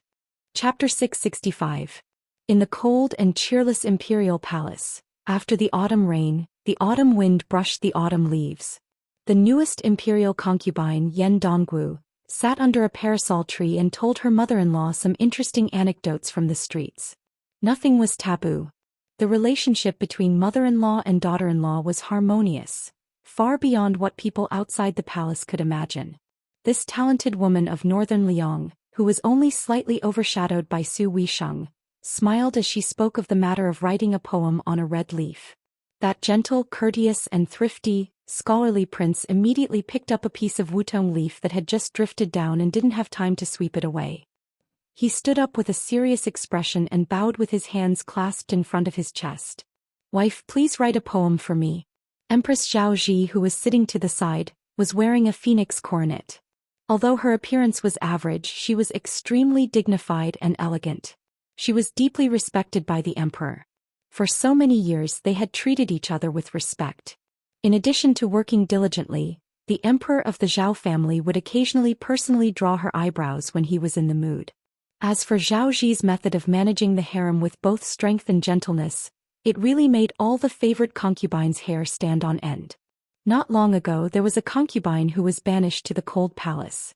She washed her face with tears every day in the Changchun palace and secretly spent 300 taels of gold to buy an extremely sentimental poem. In the end, it was the empress who personally delivered it to the emperor. Zhao Ji looked at the small squabbles between the princes and imperial concubines, and the corners of her mouth turned up slightly. She glared at her son, who was seen as the one with the least ancestral spirit among all the princes. She was imposing without being angry, but her tone slightly revealed the secret of heaven. "You are not proper. You are much less talented than your own wife. You also do not know how to improve." The prince, who was famous in the capital for his elegance, said helplessly, "A woman's virtue is to have no talent. Mother, you should teach Dongwu a lesson. She is full of talent. She is more than qualified to be the chancellor of the Imperial College or the Dahuang sect." Yen Dongwu copied Zhao Ji and glared at her husband, who spoke without thinking and pinched him under the table. Zhao Ji reached out and slapped her son's forehead. "Are you scolding me indirectly? Or are you scolding me and Dong Yuwu together?" When the prince smiled, his handsome face would be filled with a heartwarming warmth. It was very warm and intoxicating. Such an elegant man, born in a royal family, could make the noble ladies in the capital go crazy for him. Back then he married the Bailiang girl Yen Dongwu, who happened to be the daughter of a Bailiang civil official. It really made the entire capital feel incredulous. However, reality proved that the two of them were a perfect match.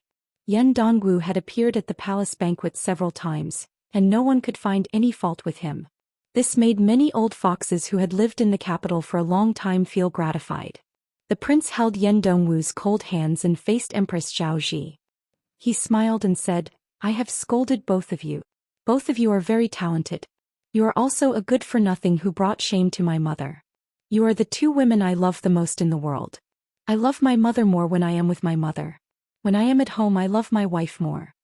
Zhao Ji joked, "If Fengya heard this, let's see how you deal with it." The prince sighed sadly. "This stupid girl. I have been worried for nothing for 20 years. These years she has come to find you more often than I have." Zhao Ji said calmly, "When she gets married and suffers some hardship, she will know who really cares for her." The prince shook his head and said, "I can't bear for her to suffer. It hurts so much." Zhao Ji smiled again. "Your wife is still here. You don't need to think before you speak. How can you love your sister for a lifetime? Besides, it is useless to rely on your love." Yen Dongwu said softly, "Princess Suizhu's personality is really good." Zhao Ji nodded. The prince reached out and held a yellow leaf. He sighed, "It is so cold in autumn." Thunder rumbled in the gloomy sky without warning. The prince frowned and said, "It sounds like winter thunder." Zhao Ji, who liked the clean scene in her field of vision, gently brushed away a leaf that had just left the branch on the table. She raised her head and squinted at the west. The prince listened to the thunder and smiled as he quietly threw away the autumn leaf in his hand. After Su Shao granted him the title of king, Gu Jiantang, who destroyed the Spring and Autumn kingdoms, took charge of the Ministry of War with the rank of first-rank general. He was one rank higher than the other 5 ministers and became the nominal head of the military in the Liang dynasty. Apart from the 6 vassal kings in the imperial court, only Grand Secretary Zhang Julu and the leader of the remnants, Sun Shiji, were on par with him. Last year he rushed to the northern border of the empire to personally take charge of all border matters and rarely participated in court meetings. However, no one dared to write a memorial to remove the title of Minister of War because they empathized with Great General Gu's hard work. The Ministry of War was still the watertight general's camp of the Gu party. As a first-class important minister of the border as well as the leader of Gu's party, apart from his previous night duty in the palace, Gu Jiantang almost never had any private contact with Zhang Julu. When he returned to the capital this time, he made an unprecedented visit to Grand Secretary Zhang's residence, doing so openly, not caring if the emperor suspected that the civil and military officials were of the same mind, or if the other officials in the capital were in cahoots with each other. This type of official taboo that the powerful ministers of previous dynasties feared like a tiger, on Gu Jiantang's side, it became a trivial matter. The great general came out in casual clothes, even bringing along the newly appointed guerrilla officer Yuan Tingshan, who might be his adopted son or son-in-law.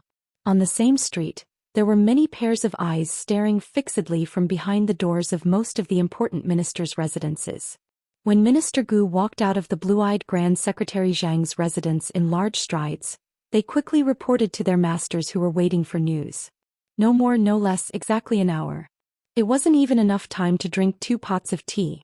What kind of important military and state matters could be discussed? After entering the mansion, Yuan Tingshan, who had been wandering around aimlessly, followed the great general into the carriage. He didn't find any clues from this world's #1 bladesman's face. His expression was as indifferent as a white steamed bun, making Yuan Tingshan, who wished for nothing more than a heavenly thunder and earthly fire fight, feel extremely regretful. Yuan Tingshan had an impatient temperament where he couldn't sit still for even half a moment. The silent carriage made him pass his days and years. As soon as they drove out of a street where every door had a dynasty's great bodhisattva sitting inside, he couldn't help but ask, "Great General, what is going on?" Gu Jiantang didn't pay him any attention. Chapter 666. Yuan Tingshan normally acted like he was #1 under the heavens in front of everyone, but in front of Great General Gu he was a bit better, not daring to act rashly. After all, deep down he still sincerely admired this future father-in-law who had both military achievements and martial strength, yet was powerless. Originally, the one he worshipped the most was that king with a different surname, the butcher Su Shao. Later on, in Gangnam-do, he tried to assassinate the widow Su Shao, but was seriously injured by that young immortal who could sever fate with a sword. He felt like there was no longer any good karma between him and Su Shao in this life, so he turned his attention to Gu Jiantang. Yuan Tingshan could only mutter, "If you don't want to say it, then don't say it. I don't feel like guessing." Gu Jiantang calmly said, "You don't need to worry about the northern Jianghu, I will send you to Ji province." Yuan Tingshan's brows furrowed tightly. Ji province? The old nest of the valiant martyr Han family? I heard they were executed for the sake of Grand Secretary Zhang's prestige. Great General, at the time you also contributed quite a bit, right? Gu Jiantang gave Yuan Tingshan a look out of the corner of his eyes. The latter shrunk his neck, saying quietly, "Either way, there isn't a single official who isn't vicious and merciless. How many people have I killed? Compared to you all, it's nothing." Gu Jiantang's tone didn't fluctuate at all. "When you arrive at Ji province, you don't need to report to me when you kill people. When you arrive at the imperial court, I will help you stop the impeachment." Yuan Tingshan was pleasantly surprised. "Really?" Gu Jiantang closed his eyes. Yuan Tingshan said with a laugh, "When there is a great battle to fight, you better not let this old one get promoted to a high official, or else when the time comes, Bailiang won't be able to bear the consequences. This old one has a death grudge with that surnamed Su and His Royal Highness." Gu Jiantang closed his eyes, saying with a sneer, "Just based on you?" Yuan Tingshan's hands held the back of his head, leaning against the carriage wall, his expression gloomy. "That day will come. Let's see whose blade can take more lives." Gu Jiantang slowly said, "There might not necessarily be a chance." Yuan Tingshan said in shock, "Great General, what do you mean by these words?" Gu Jiantang put on a fake smile, which made the fearless Mad Dog Yuan feel a chill run down his spine. "Sit on the mountain and watch the tigers fight. But this time those sitting on the mountain will all come down the mountain." As the throat of the dynasty that controlled the west, Jianghe housed a sizable number of war elite troops. They had both infantry and cavalry, and the 8,000 infantry were mostly mountaintop powers from the Spring and Autumn War. Most of them were the old subordinates of General Gu Jiantang, and the King of Yen was slightly fewer. The 8,000 cavalrymen were in a complicated situation where three parties were vying for supremacy. Among them, 3,000 cavalrymen were orphans without parents. The leader, Wang Ji, was a general who rose to his position after the spring and autumn period. He often led 200 to 300 elite cavalrymen into the hinterlands of the western regions to hunt. His hands were so bloody that they were almost black, and he was not very popular among his peers.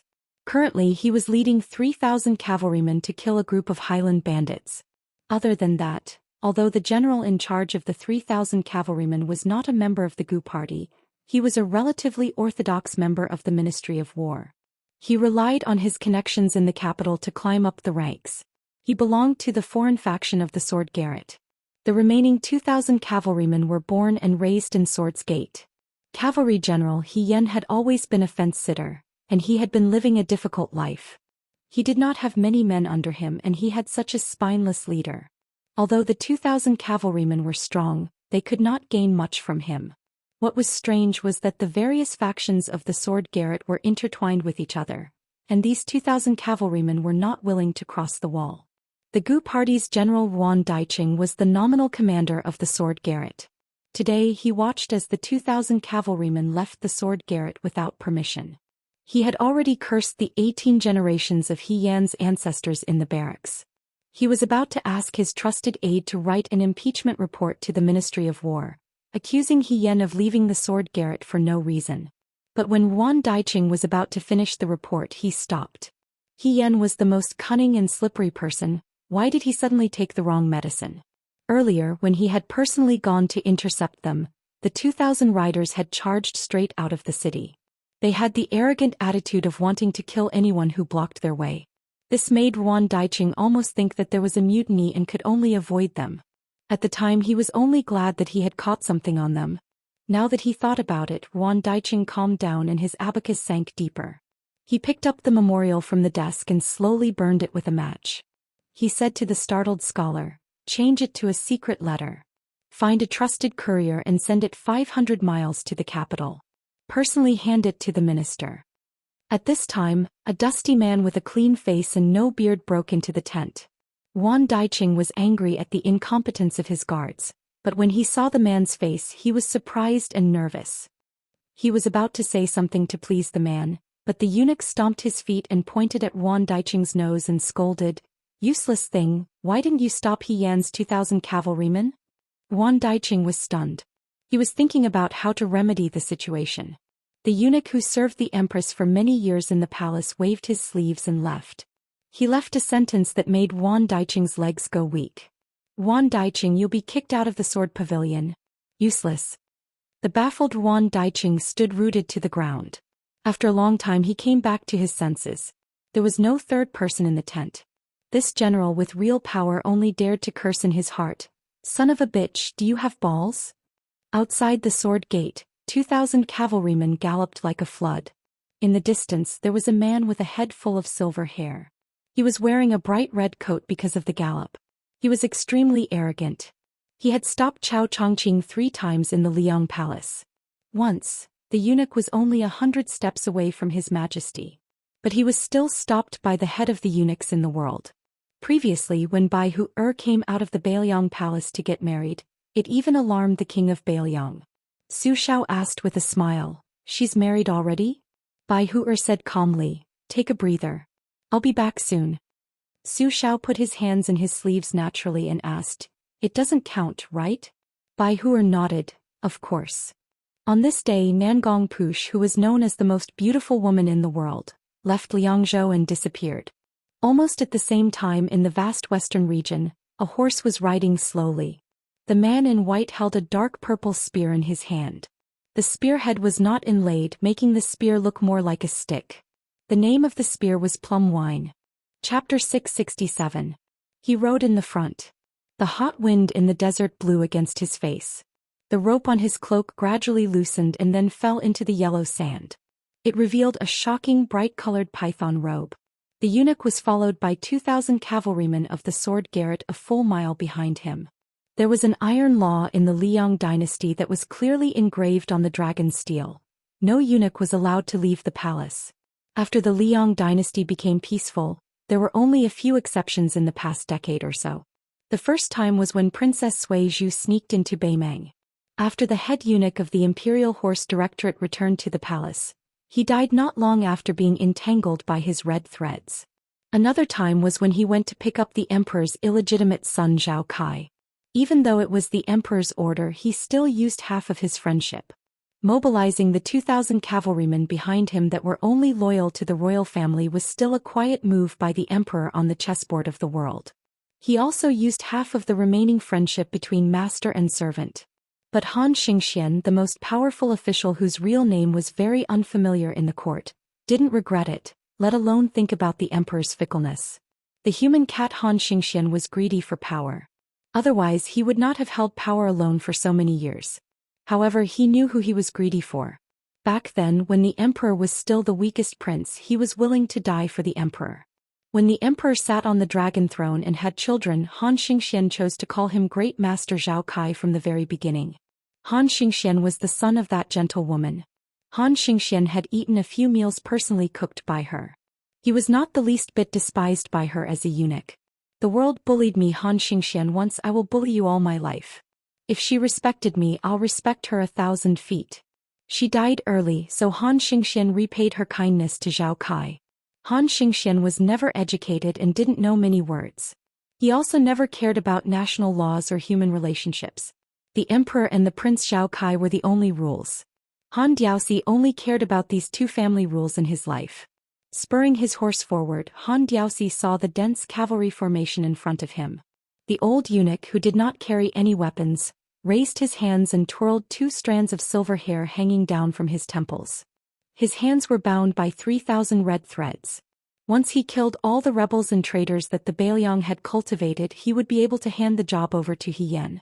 Han Daoist could have easily killed the head eunuch of the Hall Directorate who went to the sword garret to stop him from mobilizing his troops. However, the Catman did not have any ill feelings towards the Empress, and he did not want to embarrass his young master in the future. Therefore he had a falling out with her too early.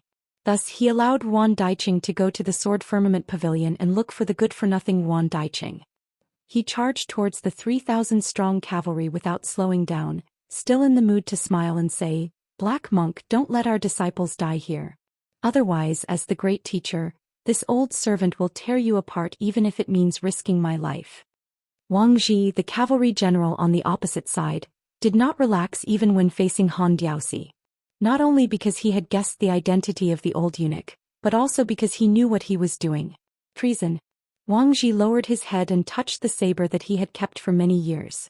The 3,000 cavalrymen behind him did not recognize Yuan Daiqing, the commander of the sword garret. They had been fighting for many years and had even forgotten about the son of the Zhao family. His father was placed in the sword garret by great General Su as a garrison general. Before his death he had gathered 1,000 trusted subordinates, and in 10 years he had gained 2,000 cavalrymen. Among them, 300 were from Beiliang who had slowly infiltrated the sword garret. Most of them were 15 or 16 years old youths. Last year 80 of them came in one go.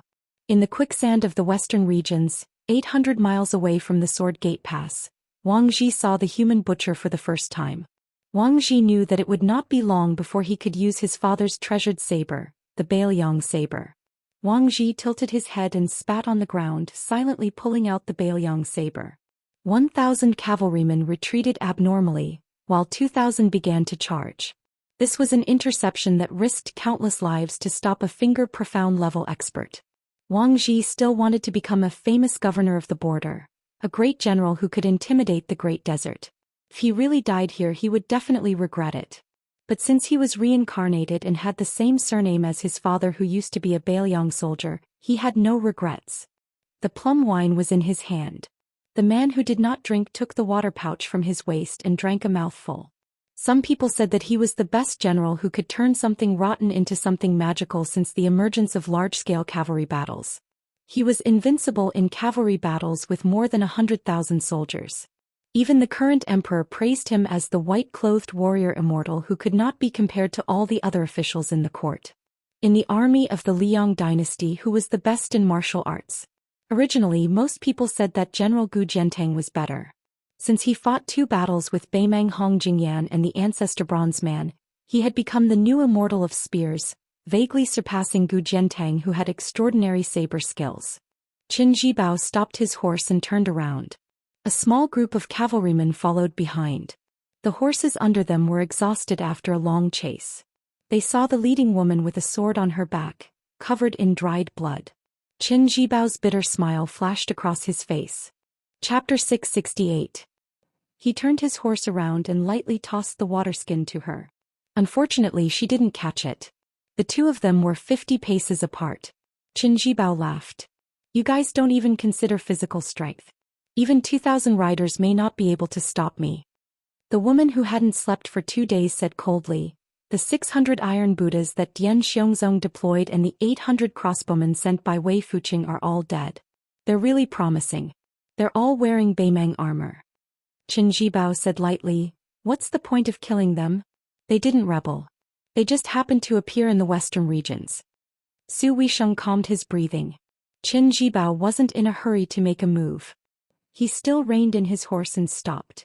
The end of his spear pointed at the yellow sand under the horse's hooves. I didn't expect you to come. Otherwise I wouldn't have done this.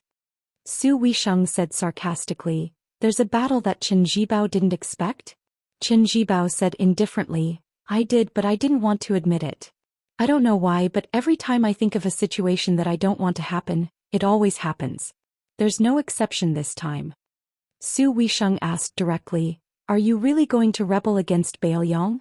Qin Zhibao tilted his head slightly and asked back, who said so? Su Weisheng didn't want to talk anymore. He gently breathed in and out, the ancient sword on his back trembling. Qin Zhibao still didn't show any signs of lifting his spear. When I was young, I didn't want my father to die for my adoptive father. In the end, he took 62 Qin family members to bring up the rear without saying anything. He still went. The second time, I didn't want His Royal Highness to refuse to enter the capital to be the prince consort. He didn't go. Last time, I didn't want him to return from Beimang to Bailiang alive.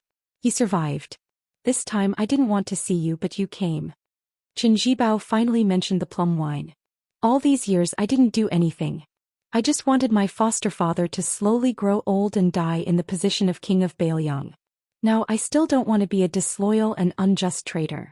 So, even though I knew that His Royal Highness had gone out 3 times, I still stood by and watched. The last time I didn't want to do anything, it just had to appear again.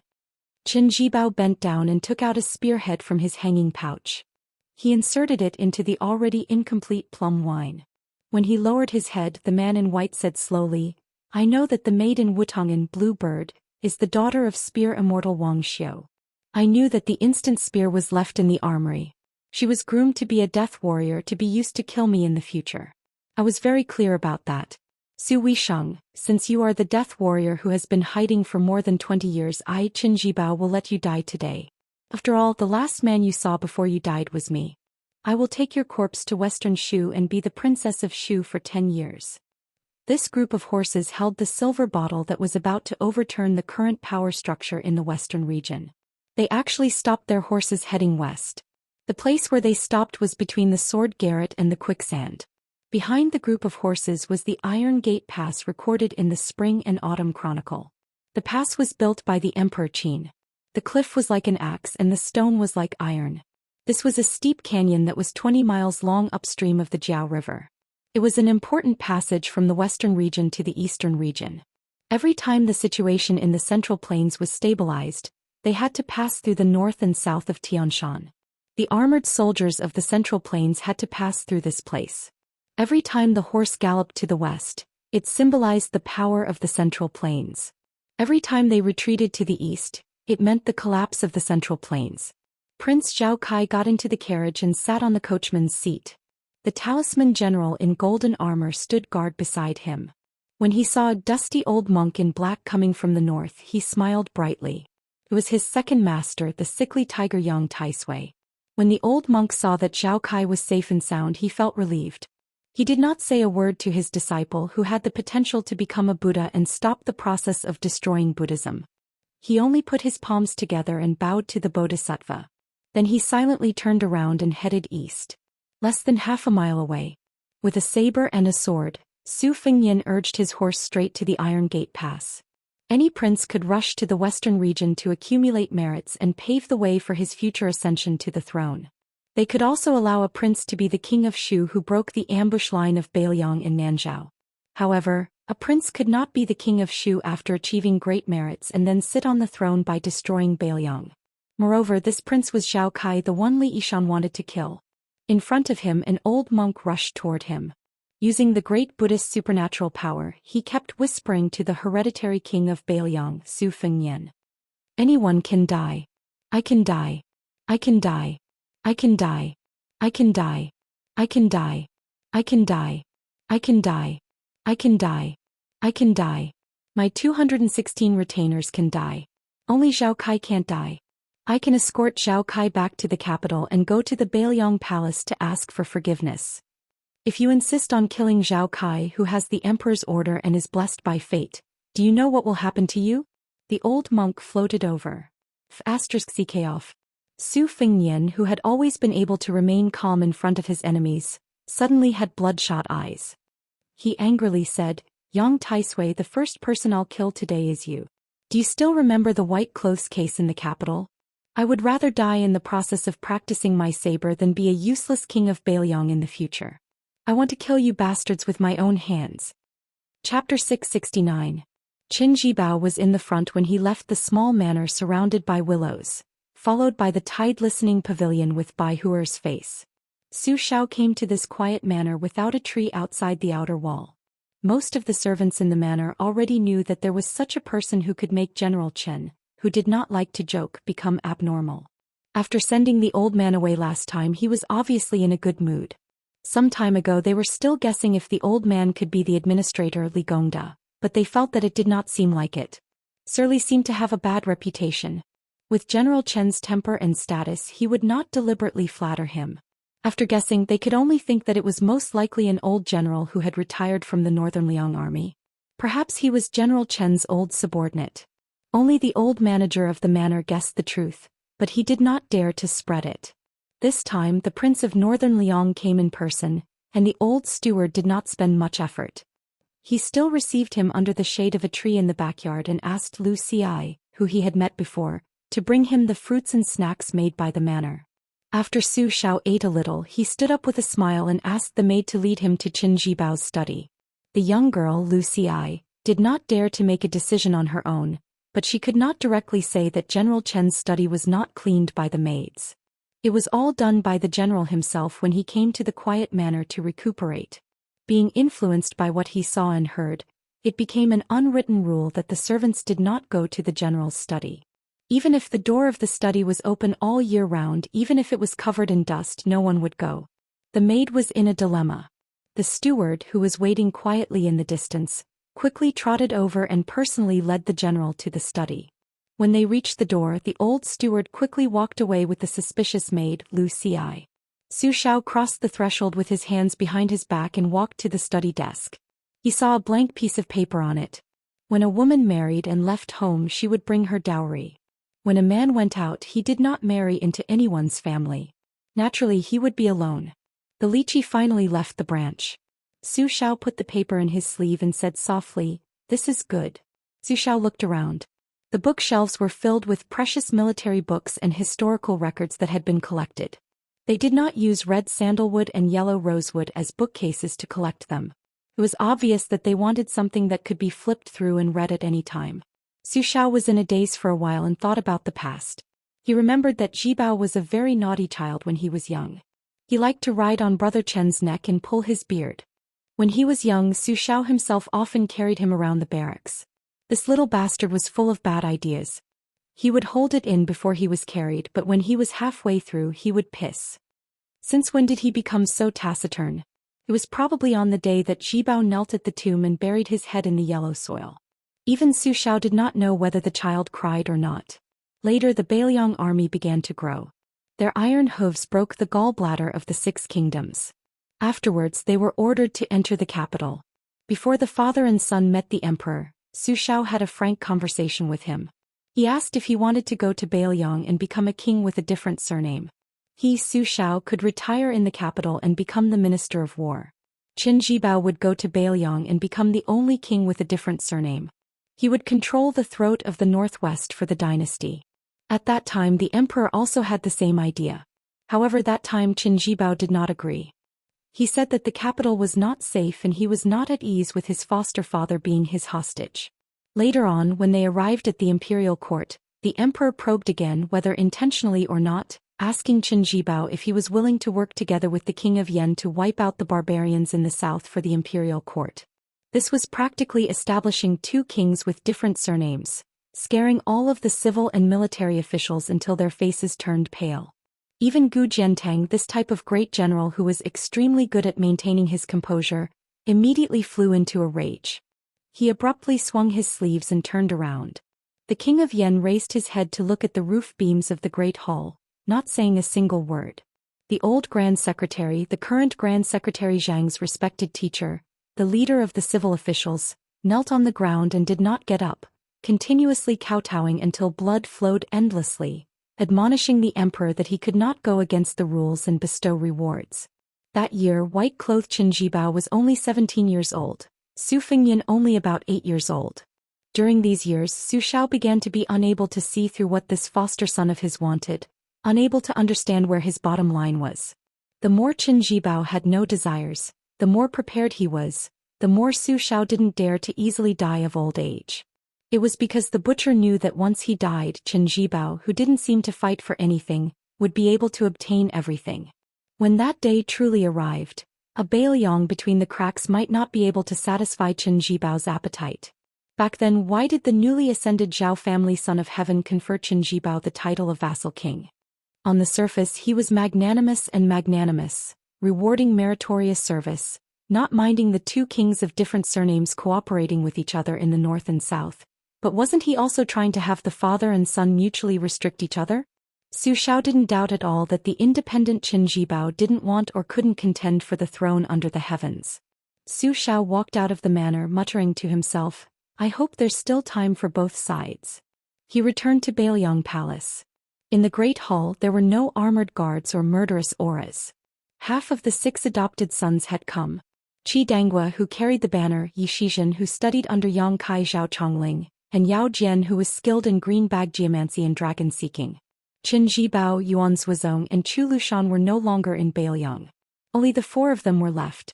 Seeing their adoptive father gently sit on the chair, Yi Shizhen and Yao Jian exchanged a look and slowly knelt down. Qi Dangua didn't move. He glared at his 2 brothers who had succeeded long ago, his face full of anger. Su Xiao put his hands in his sleeves, leaned back and said, "Our Bailiang spy agency has been divided into 2 in these years. Lu Qiuer is in charge of one half, Shizhen is in charge of the other half. Not long ago 2 people spent 1,100 caddies of gold to buy a life, hiring a blind woman called Xue Songguan to kill Feng Yan. Shizhen, your 500 caddies was the first move, the death. Lu Qiuer's 600 caddies was the last move, the purchase. Because this blind female zither player did not go back on her words after taking the money, Lu Qiuer's 600 caddies was a loss, but she stopped when she was needed. Whether or not Feng Yan could survive in the northern Mang, he still had to give it his all. I know that Chongling had a good opinion of Zhibao before he died. He felt that if he could control the Bailiang cavalry, not just unifying the spring and autumn period, he could even eat up Beimang in the future. Chongling was a peerless scholar who did not play tricks. He never concealed his thoughts in front of me. Before he died, he held my hand. His last words were that Zhibao could become a great monarch like the Qin emperor. So Shizhen, you inherited Chongling's will. In these years I could not find out who did not do it personally, and I did not want Lu Qiuer to find out. But I know who was adding fuel to the fire. Also, this was Yishan's original intention for me to hide. I do not blame you for this. Xijin, you just wanted to fight for your master, prove that Li Yishan was wrong and prove that Li Yishan was not as good as Xiao Chongling. In these years, the hearts of the old subordinates of Beiliang have been scattered, especially those old people who urged me to become emperor. They still have resentment that has not dissipated. As to you, Yao Jian, you always believed in Huang Longshi's words about the white-robed man slaying the boa dragon. You were stubborn from a young age and wanted to become a state teacher like Beimang's Qilin's spiritual master. You also had the great ambition of continuing the orthodoxy of the world. If I had advised you openly, the relationship between father and son would have been long gone. You would not have been able to run all over Beiliang with Feng Yin in those years, so I endured and did not say anything. Tu Xiao was really old. He put his hands on the back of the chair and slowly stood up from the chair. The young general who was not afraid of fatigue and death every time he took the lead was actually so difficult. In the end he said, "Now it's hard for me to say that I'm definitely right and you guys are wrong." Su Xiao walked out of the hall. Qi Dangwa was guarding the door with his back to Yao Jian and Yi Shizhen. Yi Shizhen was the first to stand and stumbled over to pick up the jug of wine his foster father had left behind. He held 2 wine cups in one hand and raised the jug to his nose with the other to sniff. The tearful scholar smiled and said softly, "See, I told you it was green ants, but you had to bet with me that it was yellow wine. Yellow wine needs to be warmed. You do not find it troublesome, but I do." Yao Jian did not stand up and just sat cross-legged. Yi Shizhen sat in front of him and poured 2 cups of wine. Yi Shizhen raised a cup of green ants and used his sleeve to wipe his tears. He said with a smile, "What, old Yao, you are not willing to part with your rooms of books?" The expressionless Yao Jian gripped the wine cup and shook his head. "What is there to be unwilling about? It is good to leave them for Feng Yin. In the past he liked to steal books when he was young. This time he does not have to worry about being scolded by me. Whether I live or die, I am only one person. But you, on the other hand, are you not worried about that family?" Yi Shizhen laughed out loud. "Of course I am. Do you think I do not trust foster father in this matter?" Yao Jian nodded. Yi Shizhen raised his cup to Yao Jian. "Shall we have a toast?" Yao Jian rolled his eyes. "No, you have never been good at drinking your whole life. When did you not have a few caddies of wine under your feet during a celebration? It was all wasted by you. Clinking cups with you would be a disgrace." The scholar Yi Shizhen covered his face with his sleeve and drained his cup in one gulp. Yao Jian drank his cup at the same time. He closed his eyes and whispered, "It is a pity there is no food to go with the wine." The two drank their cups of wine and then knelt in the direction of the door. Standing at the door, Qi Dangwa rubbed his eyes. He looked at his foster father leaning against a large red pillar outside the door. Qi Dangwa closed the door and walked to the old man's side. He squatted down and said hoarsely, "I do not understand why they are thinking so much. Is it not good to live well?" Su Xiao seemed to be tired of standing. He sat on the steps and said softly, "Foster father does not know.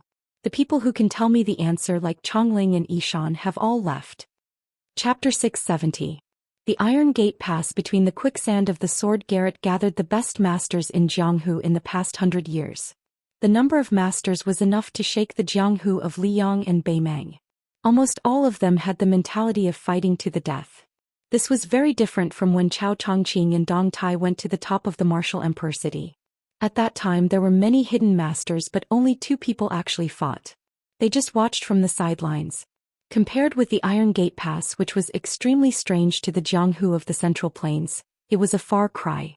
No one could stay away from the battle of the Iron Gate Pass as long as you appeared in the field of vision. Among the masters who had appeared in person there were Qin Jibao, who came late with a stick of plum wine, Han Diaoxi, who was known to be good at killing celestial phenomena with his mysterious finger, Yang Taisui, the sick tiger who once stepped on half of the dragon tiger demon slaying platform, White Bear Yuan Zuozong, the 3rd person in the Liang army, Su Fengyan, who was at the false realm with his mysterious finger, Su Weisheng, who carried the red dragon sword, Bodhisattva of Tantric Buddhism, Golden Armor Man, who used to be one of the 4 grandmasters, Su Longxiang, who was born as King Kong, and Blue Bird, who held the instant spear.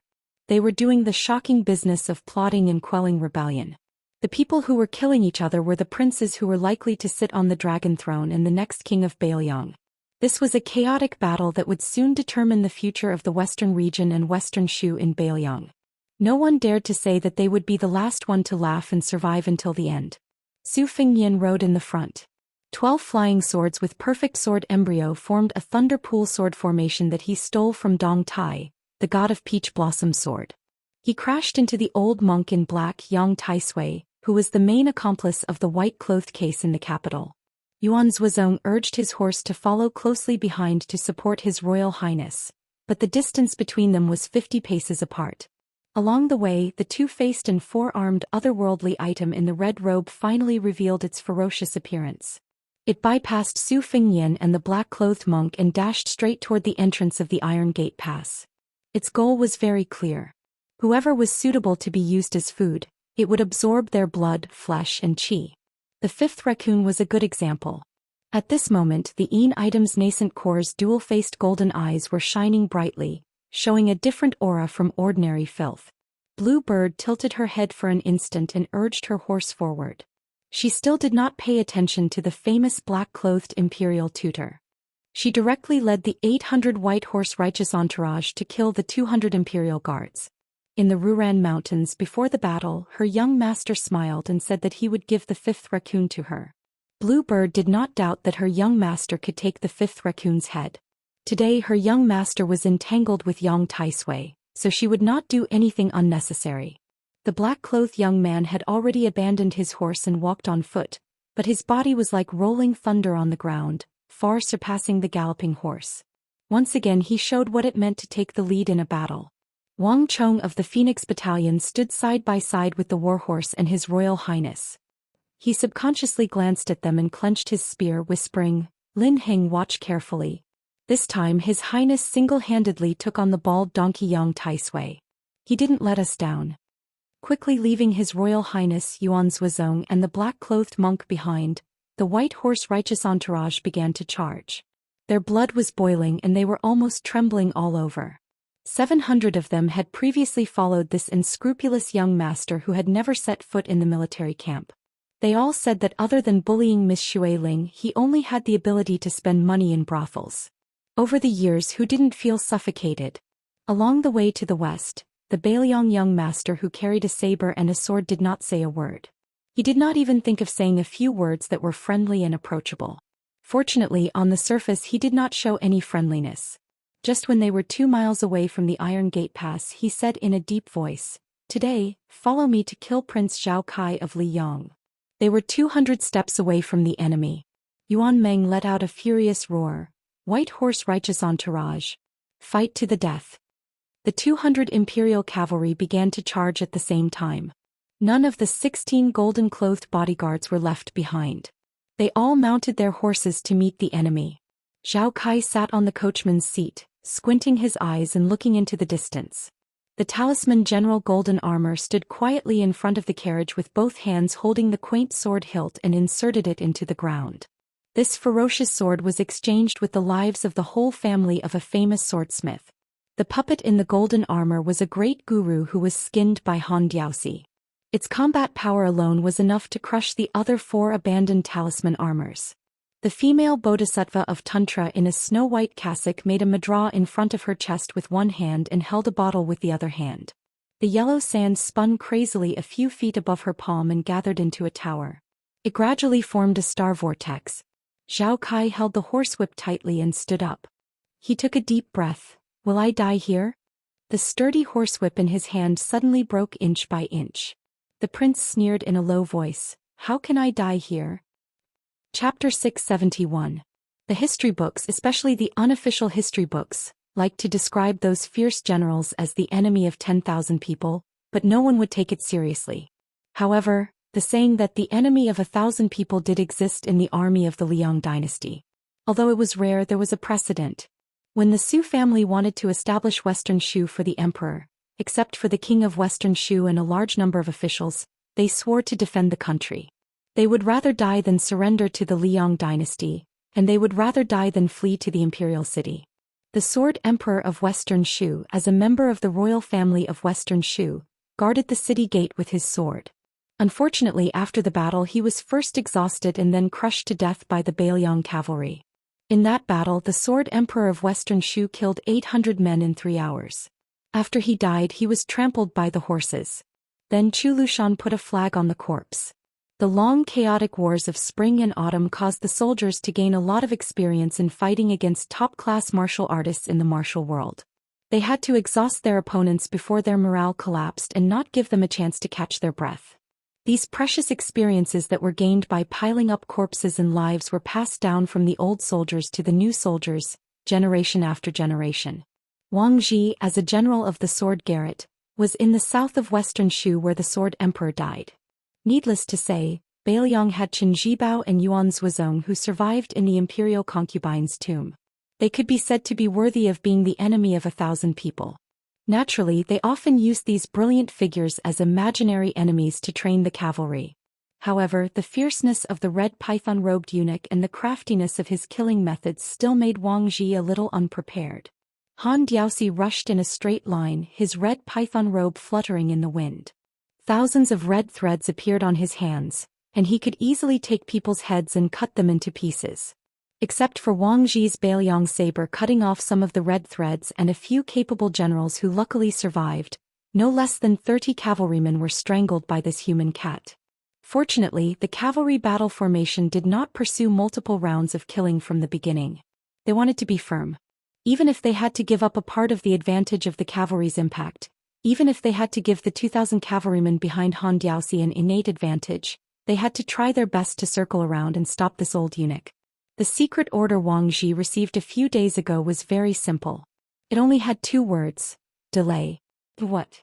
In addition to conserving 1,000 of his cavalry to prevent them from being defeated by the 2,000 people who knew each other well, the 2,000 cavalry that participated in the battle also did not swarm forward like a swarm of bees.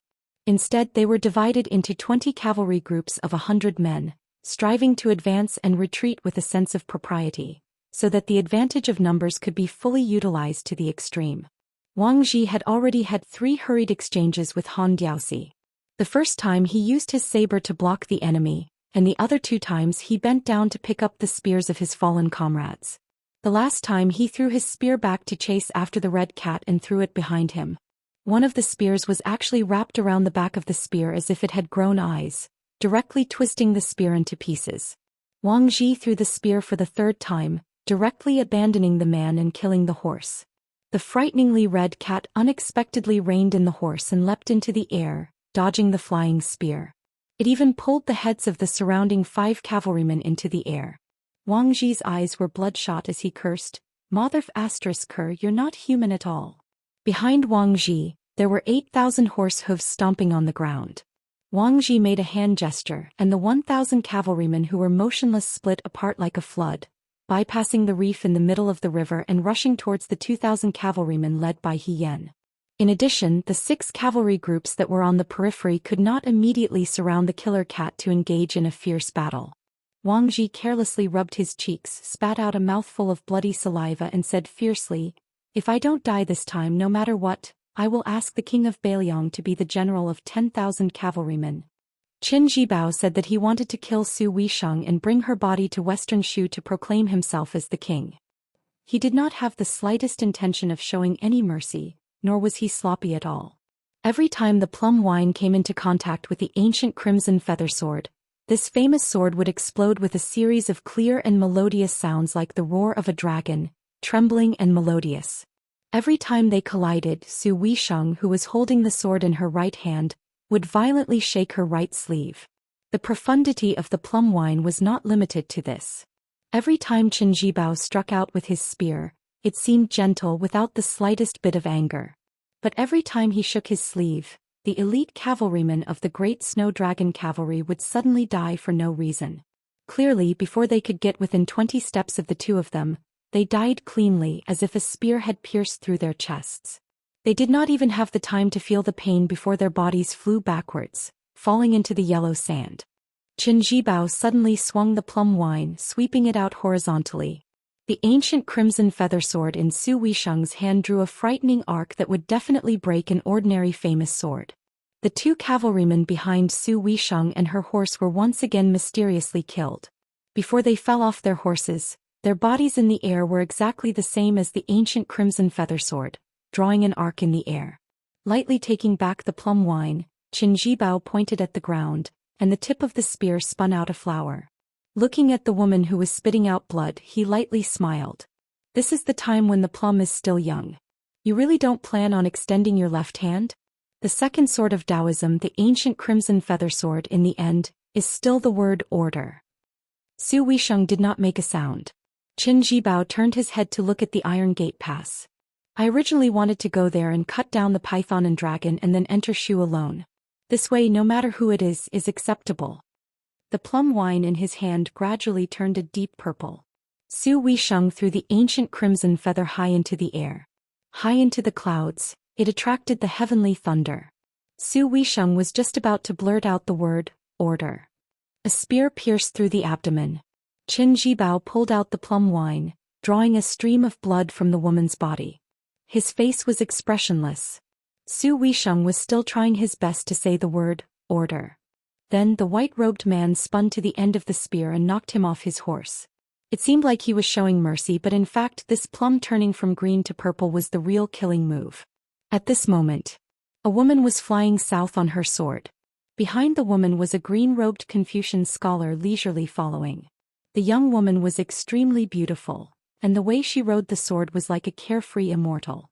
She fiercely glared at Su Weisheng, who was her second mortal enemy in her life, and said coldly, "I'm just watching. Don't expect me to make a move."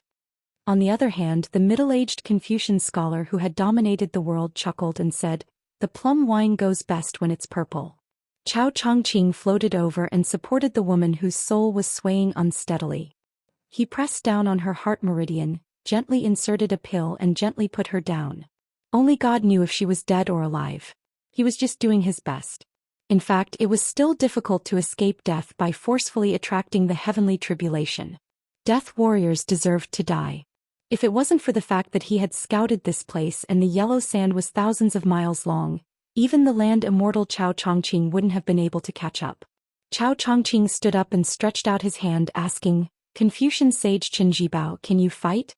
This white-robed warrior immortal, who no one in the world knew, had quietly entered the saint realm, raised the plum wine that was surrounded by a vast purple aura and said calmly, "Please." Chapter 672. The night duty area of the Minister of Governmental Affairs was located on the east side of the palace's Longxing Gate. Below the palace walls was a row of low-tiled houses. Compared to the grandiose style of the Hall of Governmental Affairs' two provinces, it truly seemed extremely shabby. Tonight, the current court's Grand Secretary Zhang Julu was personally on night duty in the palace. Of the three high officials, because West Chu's Grand Tutor Sun Shiji had been transferred out of the capital to become the administrator of West Chu's old territory, the Minister of Governmental Affairs of the three provinces was originally vacant. Out of the three positions, two of them were immediately left empty. This was becoming more and more outrageous, not conforming to the dynasty's etiquette system. Immediately, the influential officials of all levels of society were speculating about who would have the qualifications and luck to replace Sun Shiji and leap up. Gangnam-do's Liu Daolin had just been promoted to the position of Minister of Rights for less than a year, yet the Left Chancellor Huan Wen immediately became the big shot that everyone looked up to. In the Minister of Governmental Affairs main hall, apart from the low room in the center with the name Zhang Lu sitting inside, Zhang Julu, Liu Daolin's younger brother Liu Baijie, was also in the easternmost short room. This Tang Shi Sword Immortal was the newly appointed Assistant Minister of the Ministry of War, coincidentally also on duty. Even though the Ministry of War was controlled by Gu Jiantang, it had always been impervious to oil and salt, with the other ministers and the 5 ministries having the intention of not interfering with each other's business. Of the 6 ministries and Yamen seals, only the Ministry of War had its own main hall and side room. Towards this, Zhang Julu, who was known for being strict in governance, unexpectedly dealt with it without batting an eyelid. It was clear that not only was Great Minister Gu's rank a full rank higher than the 5 ministries' ministers, his real power was without a doubt far greater than the difference of a single rank. However, Liu Baijie, who had just entered the core of the capital's officialdom, didn't mind these things at all. When he occasionally met Grand Secretary Zhang, it wasn't just a greeting of a dragonfly skimming the surface of the water, they would also stop and exchange a few words. Each time they chatted happily, not the slightest bit perfunctory. Zhang Julu was currently flipping through a forbidden book copied from the old Chu, written by a mad scholar. Sun Shiji, who had rushed to Guangling Path to take up a post to appease the clamoring public opinion, actually wrote a letter specifically for this matter, pleading for leniency for that scholar, pleading for leniency. When Zhang Julu received that letter during the day, he didn't immediately reply, only asking for a forbidden book from the Imperial Archives, carefully flipping through it. Just as he was reading to the point where his brows were furrowed, the blue-eyed, purple-bearded Grand Secretary heard a burst of bold laughter from outside the main hall. The number of old fellows who dared to cause such a ruckus in the inner court could be counted on one's fingers. Zhang Julu put down the forbidden book and glanced at the full moon hanging on the wall outside the window. In the room, several of the influential officials of the 6 ministries subconsciously stopped writing and put down their books, all of them looking at the Grand Secretary. Zhang Julu smiled and gestured at everyone, indicating that they should ignore him. Unlike when the previous Grand Secretary was in charge of the minister's desk, although the officials in Zhonglu were all 4th rank and above, they were actually almost a generation younger than before. There were very few gray-haired old men with muddled eyesight. Most of them were around 50 years old, and there was even one in his early 40s who had entered the central government as the assistant minister of the Ministry of Personnel. Zhang Julu gently stepped over the 2 thresholds and walked out of the main hall that was privately called Zhonglu by the court. He saw the left Chancellor Huan Wen's old face that couldn't be any more familiar. In addition, there was also the Minister of Rights Lu Daolin, who was originally on duty in front of the Imperial Palace's West Qianxi Palace. When a prince left the capital to be conferred a vassal, it was a major event that would affect the entire situation. The Ministry of Rights of the Imperial Clan Court and the Hall of Governmental Affairs had to put in effort in all aspects. There was not the slightest bit of error. However, between Huan Wen and Lu Daolin there was another man. The most conspicuous thing about him was the yellow dragon robe he wore. Zhang Julu quickly stepped forward and was about to bend down to pay his respects when the emperor gently supported his arm. Zhang Julu no longer pretended to be humble. Out of the corner of his eye, he saw a young eunuch. He said he was young, but that was only in comparison to the previous eunuch from the ceremony directorate Han Xian. Originally, it should have been Han Diaosi who accompanied the emperor at his side. Zhang Julu, who had never interacted with the eunuchs of the internal court, didn't want to delve too deeply into it. It was enough to know what was going on in his heart. Lu Daolin saw that the 3 of them had no intention of immediately entering the room, so he was the first to take his leave and walked into Zhonglu. The emperor waited until the Minister of Rights entered the room before joking in a warm voice, "My 2 beloved ministers, please come with me to the Ministry of War's main hall for a while. I know where the tea is good. It's the authentic spring Spirit Lake tea before the rain. Zhonglu's side isn't good. The tea is also sloppy and can't enter one's mouth." Zhang Julu, who didn't pay much attention to the rules when interacting with his subjects in private, smiled and said, "Sure, I don't like shamelessly freeloading wine. Things like freeloading tea, there's no harm in doing it a few times while General Gu isn't here.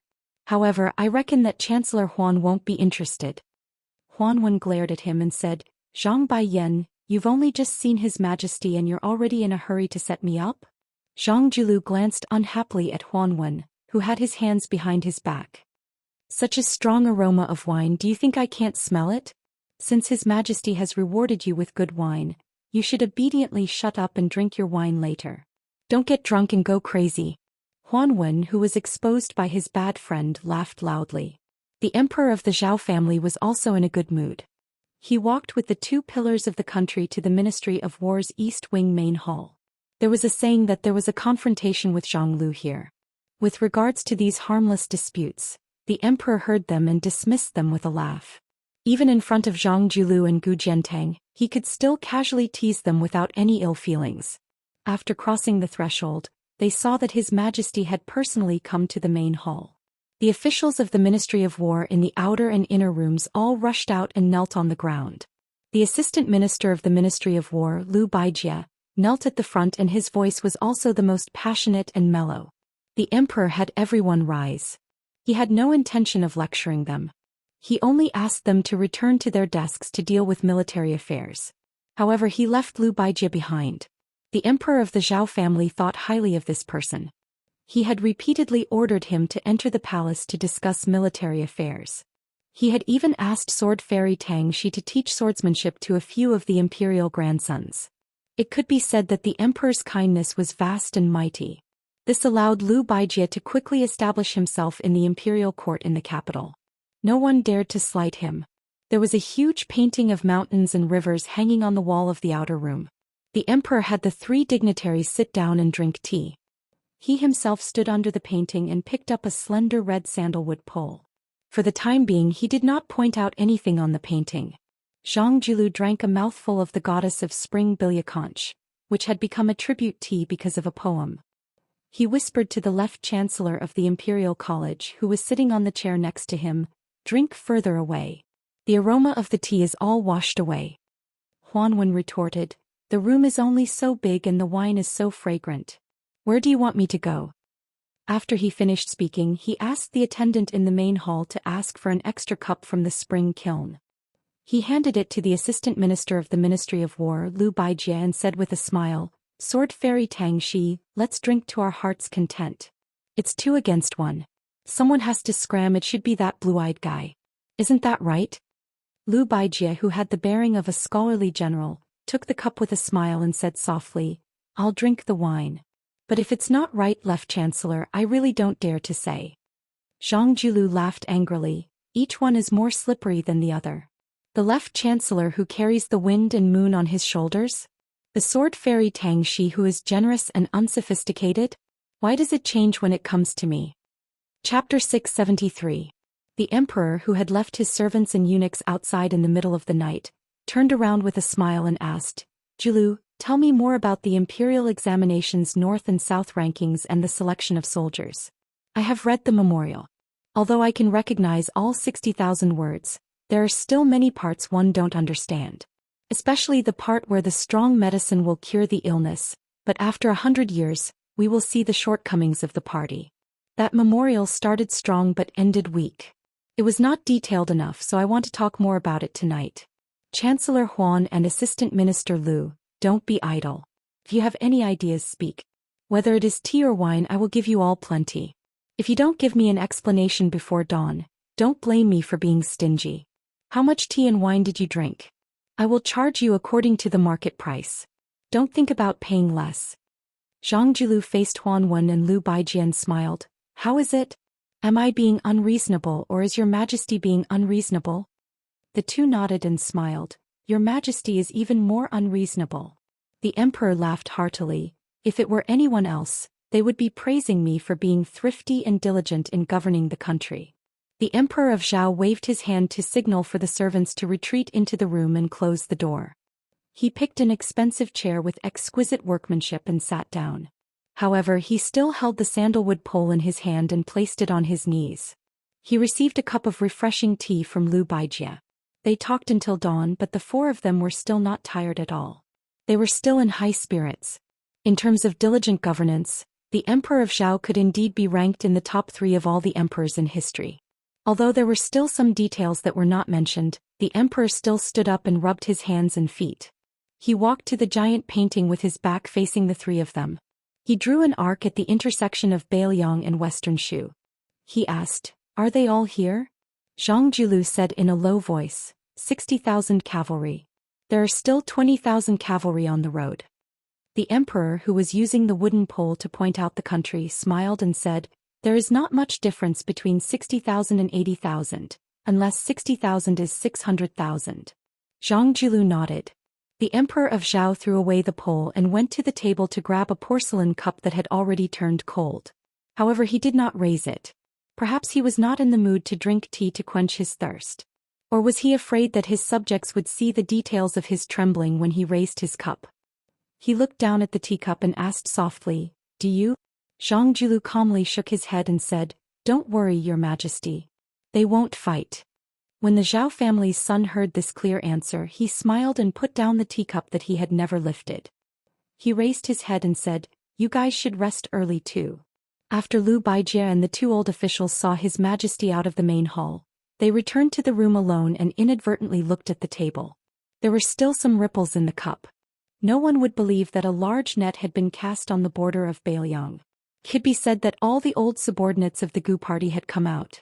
60,000 men and horses had rushed to set up camp in one place under the pretext of redeployment. There were even 20,000 cavalry who had rushed into the border from Jizhou. The momentum was so great that it could not be concealed at all. The 60,000 men and horses that were already in place were led by Kai Nan, a former subordinate of General Gu Jiantang. They had formed a loose defense line on the border that went against the common rules of the art of war. This defense system was like a child's play. Not to mention the cavalry in the north that had shocked the two dynasties, even the ordinary cavalry of the Duke of Guangling and Duke of Yanqi could be destroyed in one go. However, when Kai Nan led hundreds of soldiers to patrol the front line, there were no signs of any changes. The generals and captains in the army were not without doubts. However, when one of them asked and was sternly reprimanded by Kai Nan, no one dared to ask again. Kai Nan rode on his horse and looked to the north. All sorts of feelings welled up in his heart. He muttered to himself, "I just wish I could have 40,000 more men to symbolically place people on the entire border. This way we can put up a formation that will not allow the Bailiang cavalry to openly enter the border. Otherwise, if a fight really breaks out, how can 60,000 people block it? However, if the Bailiang army dares to charge in, so what if you kill all 60,000 of my men? Openly rebel? I've been waiting for this day." Kai Nan thought this way. However, when he thought about it more deeply, he felt like he was walking on thin ice when he thought about how he had to be an enemy of the general who was much more famous than Minister Gu. A pawn that crossed the river had no choice. Kai Nan knew that he had to suffer. As for why there was such a commotion, Kai Nan only knew that Prince Zhao Kai had gone to the western regions. Could it be that someone in Bailiang wanted to kill this famous prince? Although Kai Nan was a martial artist, he understood the superficial logic of not having a proper status. If Prince Zhao Kai, whose background was unclear, really had such intentions, he would definitely have done so. Moreover, the capital was currently in a crucial period when the princes were being conferred the title of king. If Zhao Kai could really gain power in the western regions, Kai Nan did not need to think to know that he would definitely become a king with real power. If he went to western Shu and became the king of Shu, then that would be interesting. A scout quickly rushed back. His face was pale. After dismounting, he knelt on the ground and said in a trembling voice, "The Bailiang cavalry has arrived. I don't know the exact number, but there are at least 10,000 of them. However, these 10,000 cavalry are the Great Snow Dragon cavalry." Kai Nan's expression was normal. However, the joints of his fingers holding the sword were white. Was 10,000 cavalry soldiers of the king of Bailiang a small number? Kai Nan felt that it was too much. Gritting his teeth, Kai Nan ordered a trusted general behind him, "Pass down the order. Within 100 miles, gather the troops here." Kai Nan looked into the distance. Yellow sand rolled in his field of vision. Kai Nan's mouth was bitter. He took a deep breath. Which adopted son will be leading the troops? He did not care about being stopped.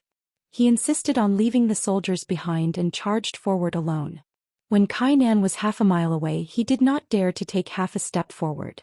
The endless horsemen stopped their horses solemnly on the vast plain. Kai Nan could see a royal flag with the word "Su" flapping in the wind.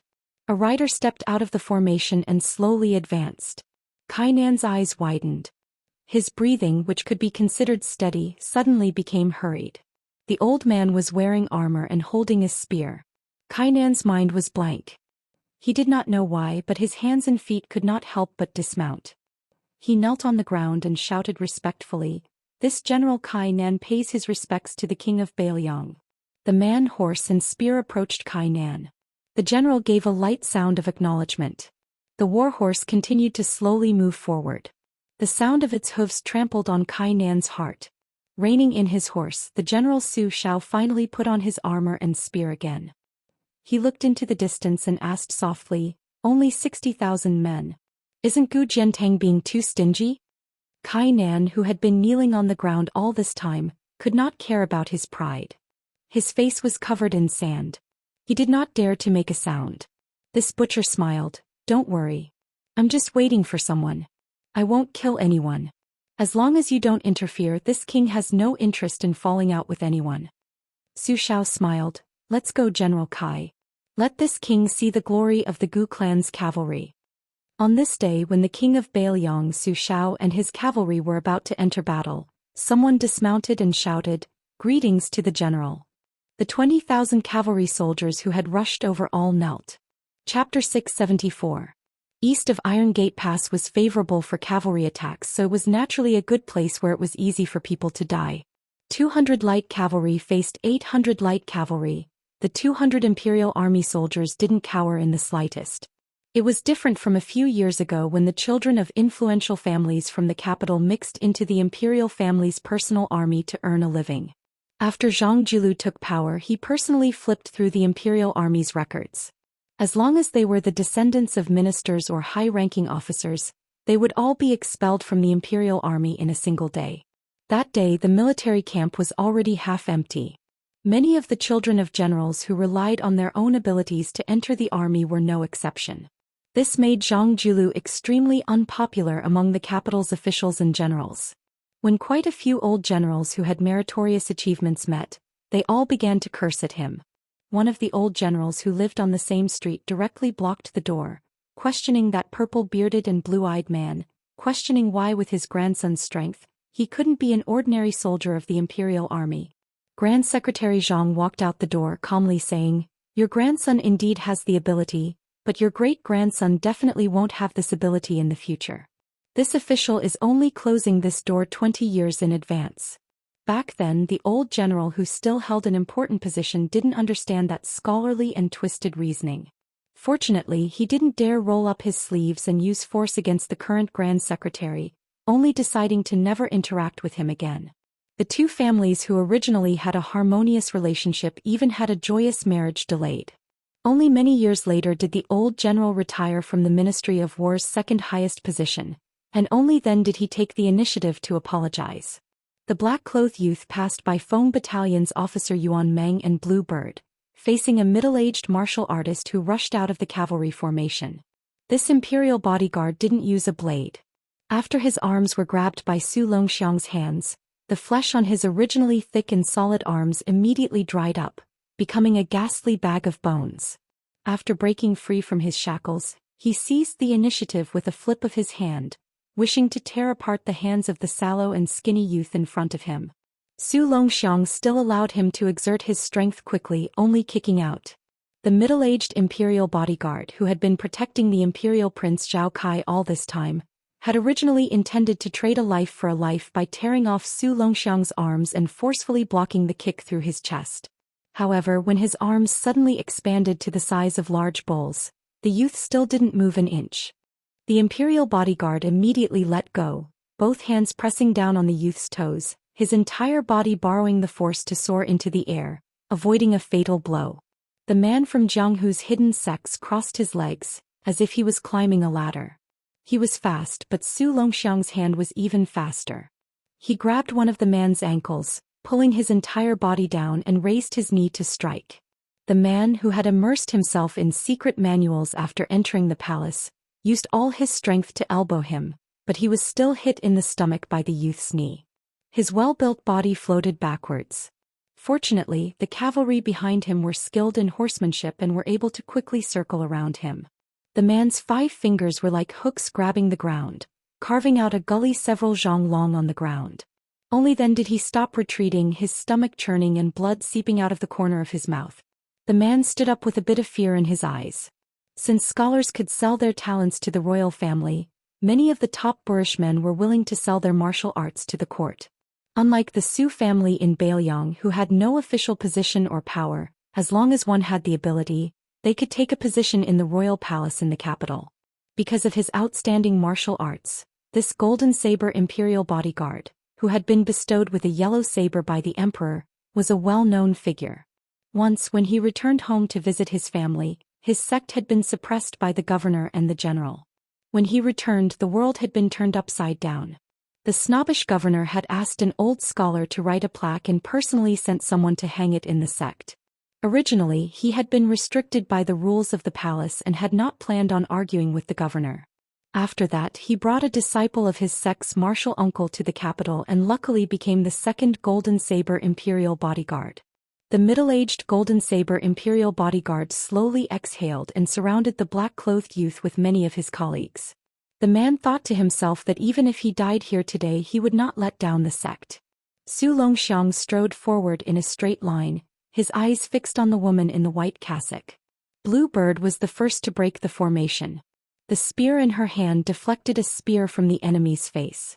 With a light shake of her wrist, she used the delaying formula and the curved spear technique to pierce through the back of the valiant rider who had thought that it would be over in one round. The curved spear returned. Blue Bird's spear swept across in an instant and the body of the Imperial bodyguard was cut into two. She didn't continue to fight. After killing one of the cavalry generals, she didn't use it again. Even if the Imperial cavalry stopped her for a moment, she only rushed towards the carriage. When the first wave of riders' spears brushed past, more than 30 corpses rolled on the ground. It was like two blades cutting into each other's flesh. The two wounds continued to tear and expand rapidly.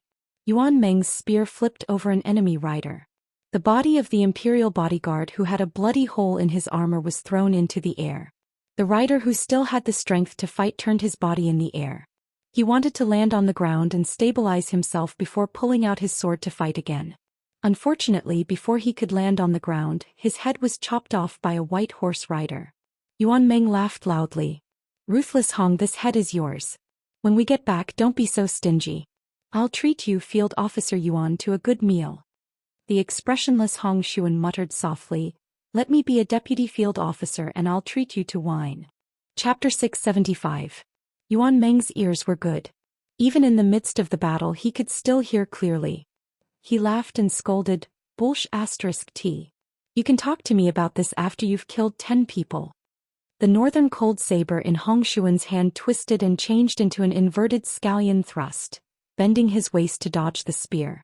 Borrowing the momentum of the warhorse charging forward, the cold saber slid rapidly along the spear shaft, cutting off the enemy rider's arm with one slash, and then the Phoenix Battalion's famed ruthlessness cut off half of his head. The horse was still galloping forward, but the man was already dead. Hong Xuan, who still had one Bailiang saber at his waist, said indifferently, "2." Wang Chong, who was charging forward on his horse, glanced at the white horse protector who had died in front of him and gritted his teeth. Suddenly, a red cloud floated over their heads and fell outside the iron gate. Before one of the royal guards fell to the ground and died, he could vaguely see the Warring States master riding his flying sword in the distance. He cursed weakly as he closed his eyes. F***ck, you're 18 generations of scholars in the capital. Didn't you all say that the Crown Prince of Bailiang only knew how to bully women? Su Fingnian had seen the Thunder Pool twice. Outside the martial emperor city, Dong Tai's Thunder Pool sword formation killed the celestial being Zhao Xuansu. The Thunder Pool in the mausoleum of the Yellow Emperor was destroyed by the demon Luo Yong with a flick of her sword. Every success and every defeat. Su Fingnian had his own Thunder Pool with flying swords. He had once told Su Beiji that within a few feet of the Thunder Pool, killing people with flying swords was as easy as pie. At first, the sickly old monk in black did not pay much attention to the young heir of Bailiang's talk of revenge. Yang Taisui was a martial artist, and even a level 2 master of martial arts could make Su Fingnian suffer, not to mention Yang Taisui. But when the heir of Bailiang charged over on horseback, his sword chi poured out in torrents like a broken dam. He was a little surprised. Over the years, Yang Taisui had stayed away from the disputes in the palace and traveled the Jianghu. With his rich shrewdness and experience, he was able to deduce the inside story that was not too far from the truth with just a few scattered words in the Wulin. However, he had expected Su Fingnian, who had the great yellow courtyard that Wang Zhongluo had bestowed upon him, to not have so little inner strength, and his sword chi should not be so ferocious. Yang Taisui gently waved his sleeve again and again. The 12 flying swords bounced back again and again. Su Fingnian stopped his horse about 10 zhang away, his hands pressing down on the spring thunder and spring autumn. He was quiet, not making a sound, not saying a word. This was the power of the Wu family's flying swords with a perfect sword embryo. Where one's mind was, the tip of the sword would be there. Moreover, these 12 flying swords were the condensation of the peach blossom sword god Dong Tai's life's work. Even if he had erased the Rui sword embryo before giving the swords to them, the 12 flying swords themselves had long been smooth and transparent. Return to the sect. The old monk in black smiled and spat out these 2 words.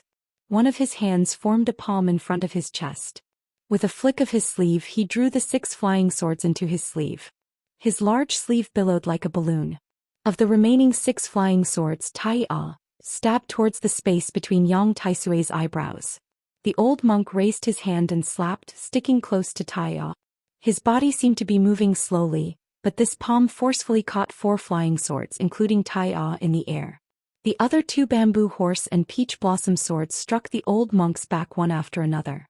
However, the Xianxia was like a stone thrown into a lake, waves rippled behind it. The bamboo horse and peach blossom swords returned without any effect and were caught between the 4 fingers of Yang Taisui's palm. The 12 swords were all in the old monk's sleeve and hand. Yang Taisui looked at the young man sitting still on the horse and said softly, "Your Highness, can you retreat now?" Su Fengyan twitched the corner of his mouth. "It's still early. You're not dead yet." He stretched out his hand and flicked his fingers in the air in front of him. The 6 swords were still imprisoned by the fingers of the old monk in black, but the 6 swords in the sleeves had already broken out of the sleeves. Yang Taisui was surprised and muttered to himself, "Breaking longevity with a knock of the fingers?" Tao was not monopolized by Taoism. The 3 sects had always been searching for their own Tao. And Confucianism was not the same as the Confucianism that St. Zhang had set down layers of rules and regulations. If it were not for the fact that he owed a favor that he had to repay, Chao Chongqing would have liked to chat with the white-clothed soldier sage about the differences between their Daos. Chao Chongqing had become a Confucian sage thanks to the ruins of the Western Wall, thanks to the princess words that the rise and fall of the people were the suffering of the people, and thanks to the noble spirit of the scholars that remained after the fall of West Chu. He was very curious about how Qin Jibao could skip the celestial phenomenon and become an earth immortal. In fact, with Qin Jibao's extraordinary talent, he had followed the martial arts realm step by step into the celestial phenomenon realm, and then became an earth immortal with the identity of a Confucian sage. Such a Confucian sage who had the saints of the 3 sects in the martial arts path, he was afraid that he could only admit defeat. The current Qin Jibao was in a very mysterious and unprecedented state. He was neither a fake earth immortal, nor was he a transcendent earth immortal like Wang Xianji. What a pity! How good would it be to wait for another 10 years?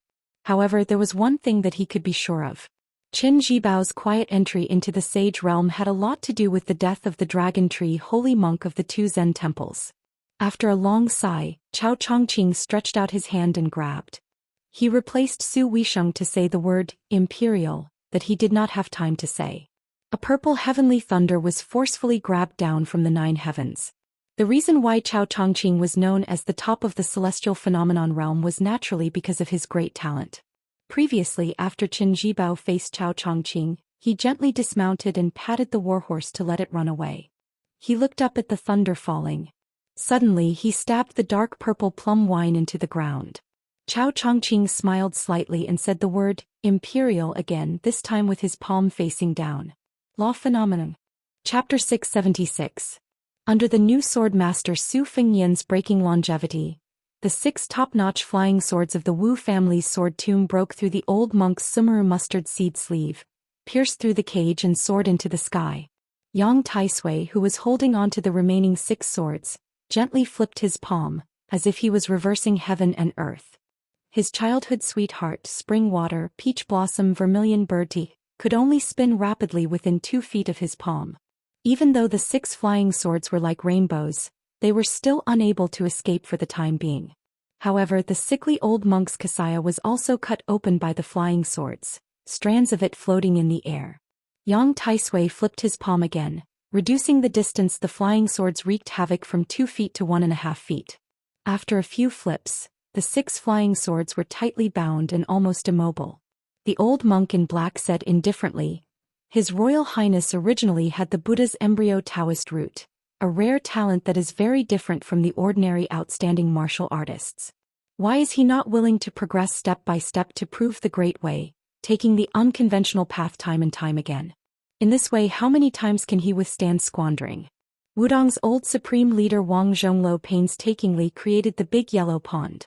As long as he carefully watered and widened it, then a small pond would become a vast lake. At that time, the 108 golden lotuses would circulate endlessly, and one chi ocean would sway with 180 golden lotuses. What kind of celestial phenomenon would that be? It is precisely because His Highness did not cherish it and went against heaven's will that the pond has dried up and the golden lotuses have withered, leaving only a single by and standing alone. His Highness still does not repent and is not willing to turn back. Yang Taisui used the lion's roar and shouted the last two words, "Turn around." Su Fengnian's warhorse was pushed back as if it was hit by a hurricane. In the end, it bent its knees and touched the ground. Su Fengnian floated down from his warhorse and slapped the scabbard of the Spring and Autumn sword. The scabbard swung in an arc and the Spring and Autumn sword left its scabbard. After drawing a large circle in the air, the sword hovered in front of Su Fengnian. Su Fengnian walked in front of the warhorse, and with such a shield, the warhorse quickly raised its knees and steadied itself. After riding for such a long distance, the Fergana steed, which was entirely golden and resplendent, had already developed some sort of mystical connection. Lightly tapping its hooves, it reluctantly turned around and trotted away, turning its head back 3 times with every step. In the distance, Yuan Zhuozong, who was riding his horse slowly outside the great circle, put his Bailiang saber back into its sheath. Su Fengnian said coldly, "The first 2 sword deities Li Chungang and Dong Tai did things like opening mountains. However, the saints of the 3 sects closed their doors and sealed their mountains, fearing karma and karma. Once tainted, it would be like a seed thrown into a stone wall. Sooner or later it would burst the cliff. The dragon tree monk did not become Buddha because he was unwilling. The abbot of the 2 Zen temples had already achieved perfection, but he cared more about spreading Buddha land and spreading mercy everywhere. Although you Yang Taisui have shaved your head and put on a kasaya, you are still a legalist in your bones. What you practice is the art of maneuvering. If you become a Buddha's head, that would be the biggest joke." Yang Taisui smiled and said, "It's true that I can't become a Buddha's head and attain the bodhisattva fruit. However, it's not difficult to stop you. By the time Han Xianxian arrived at the Iron Gate Pass, he would be like the mantis stalking the cicada, unaware of the oriole behind. If he persisted in going about things the wrong way, disregarding his cultivation base in life, then Northern Liang's Qin Jibao, who had quietly entered the Saint Realm, would arrive and he would become a slingshot. At that time it would really be like Huang Longshi's prophecy, working hard for others, working hard for whom? Your Highness is a rare intelligent person. You should know that it's better for Prince Zhao Kai to be the king of Shu than for Qin Jibao to be the second king with a different surname. The reason why Bailiang and Beimang can be a tripartite balance of forces is that there is less internal friction. Once they are separated, it's hard to say. In my eyes, Bailiang's real enemy is Zhao Kai, who will be the king of Shu 10 years later, and Qin Jibao now. Your Highness should know how to choose between the two after weighing the pros and cons." Su Fengnian shook his head and said, "That's not how the abacus works." The old monk in black used Buddhism's great direct knowledge to imprison the bamboo horse, vermilion bird, and the other 5 flying swords. It seemed to be an understatement, but it was definitely not as leisurely as it seemed. The flying swords were buzzing like thunder and lightning in the sky. At this moment, every inch of his palm was filled with killing intent. Yang Taisui was about to speak when Su Fengnian waved his hand and said, "You Buddhists believe in following fate. Although you are my senior, your fate has already been used up in that drinking session. Since that's the case, let's not play around here. Today we have to end it cleanly." Yang Taisui, whose skinny body could not support the black cassock, said sternly, "Su Fengnian, do you really think I can't kill the evil demon?" Su Fengnian laughed and said, "Back then, didn't the imperial astronomer also use the words evil demon to describe me before I was born?" After saying that, Su Fengnian took 2 steps forward and used the Spring and Autumn sword as the core of the Thunderpool sword formation. He put 2 fingers together and wiped the blade of the sword. The Spring and Autumn sword penetrated the yellow sand on the ground. Su Fengnian recited silently, "I use the Spring and Autumn sword to break the Spring and Autumn sword."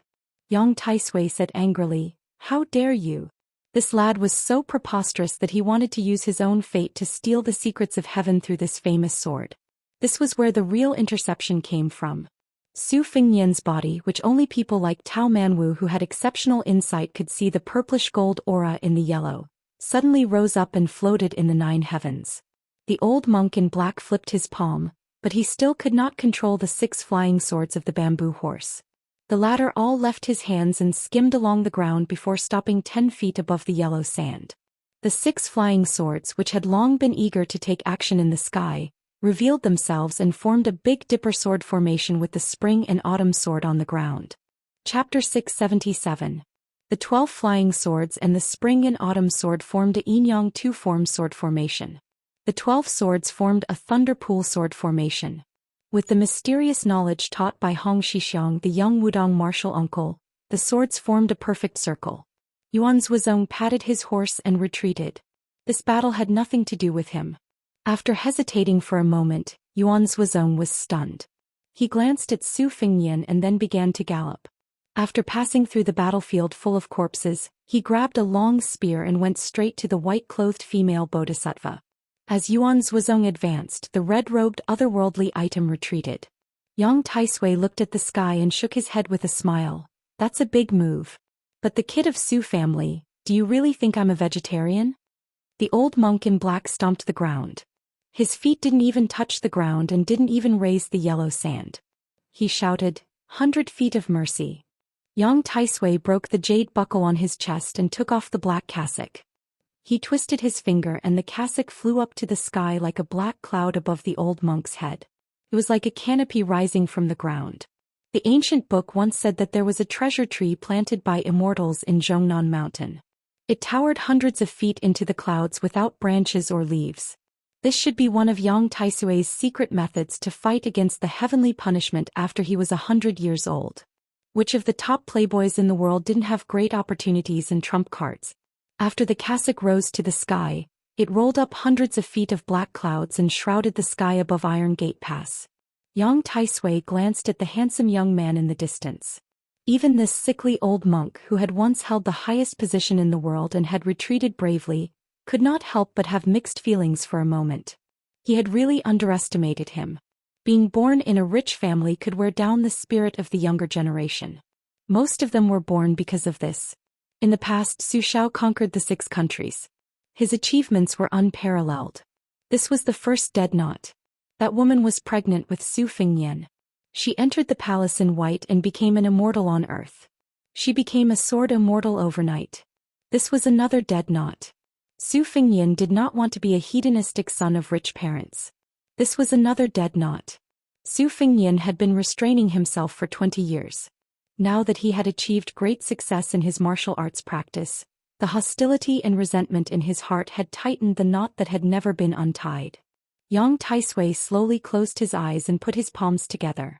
A dead knot can only be resolved with death. But today Su Fengnian has to die first. Amit Ba. Su Fengnian allowed the heavens and earth to absorb his luck. Blood slowly flowed out from his 7 orifices. Since Su Fengnian started practicing saber martial arts and later on he even raised his sword.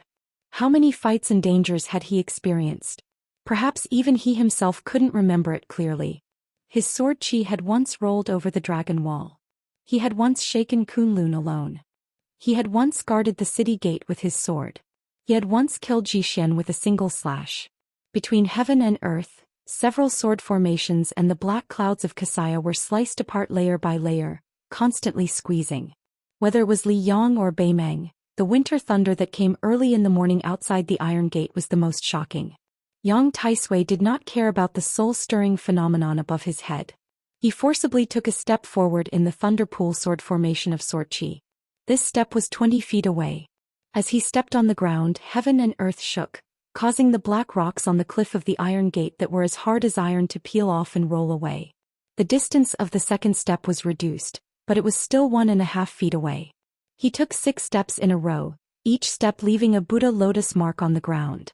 The old monk in black looked at the young man who was only an arm's length away with pity. These 6 steps plus the previous stomp were the true supreme Buddhist supernatural power of 7 steps blooming lotus. Inside the sword formation, other than the obvious 6 huge lotus flowers, there were also countless small lotus flowers that appeared out of thin air on the ground. It was like a fairy scattering flowers all over the sky, but also like the blessing of 500 arhats. The huge sword formation shook. This part of heaven and earth was like a heavenly deity shaking a huge bucket, rippling without end. The 7th lotus of the 7th step bloomed under the feet of Su Fengnian, who was at the edge of the sword formation. Su Fengnian's face was yellow and gold and he looked a little dispirited. However, the old monk still persisted and sent out a palm, passing through the thunder pool sword formation. He did not care that a flying sword that was guarding this part of the formation cut his skin and pushed his palm towards Su Fengnian's chest. No one noticed that a red robe had made a huge arc path and floated behind Su Fengnian, who was flying backward. The two bodies shuttled past each other without any delay. It was as if the two celestial beings had left their bodies and were wandering between heaven and earth. Su Fengnian grinned. The purple gold flower bud in his body suddenly bloomed, then withered and fell into the waterless pond. Spring Thunder Saber in his left hand. He painstakingly built the Thunderpool sword formation. He was just waiting for this moment to be broken by his saber. Ever since he became the rich bait of the red robe otherworldly item, he had been waiting for this moment to feed back. After losing his big yellow room, it was like sweeping the house and welcoming guests. Only when the house was clean and the small temple could sit the big Bodhisattva Danning. In the space of an arm, Su Fengnian opened the gate of heaven with his saber. He slowly brushed past the motionless old monk in black. The thunder pool was destroyed. The Kasaya floated down. The Danning floating in front of Yang Taisui opened his mouth and inhaled. The two pairs of golden eyes that were originally impure became clearer. Two arms grew under his armpits. Su Fengnian covered his mouth with his hand. Blood flowed between his fingers as he slowly walked forward. First it was the fake mysterious finger. Then, to make things worse, he borrowed strength to achieve the fake celestial phenomenon. In this life, unless he stepped on dog shit and directly became an earth immortal, he could forget about becoming a peak master. Su Fengnian looked at Zhao Kai, who staggered back into the carriage. Everything would be worth it if I kill you and then kill Qin Jibao, who wanted to benefit from it. Chapter 678. Su Fengnian, who was staggering, wished that Qin Jibao could appear in front of him right now. The pseudo-celestial phenomenon that he had obtained from using all of his luck and otherworldly item Danning would not last long. His body was like a flood breaking through a dam. What flowed away was not only the cultivation that he obtained from the Danning, but also the enlightenment and blessings that came with reaching the celestial phenomenon state. This was not like borrowing money. It would not be difficult to borrow money again after paying it back. Su Fengnian had placed his hopes on God. Next time, if he wanted to use an otherworldly item to deceive others, it would be as difficult as ascending to the heavens. Unless he was determined to destroy himself, the prerequisite was that he would be willing to lend the otherworldly item that had reached the celestial phenomenon state.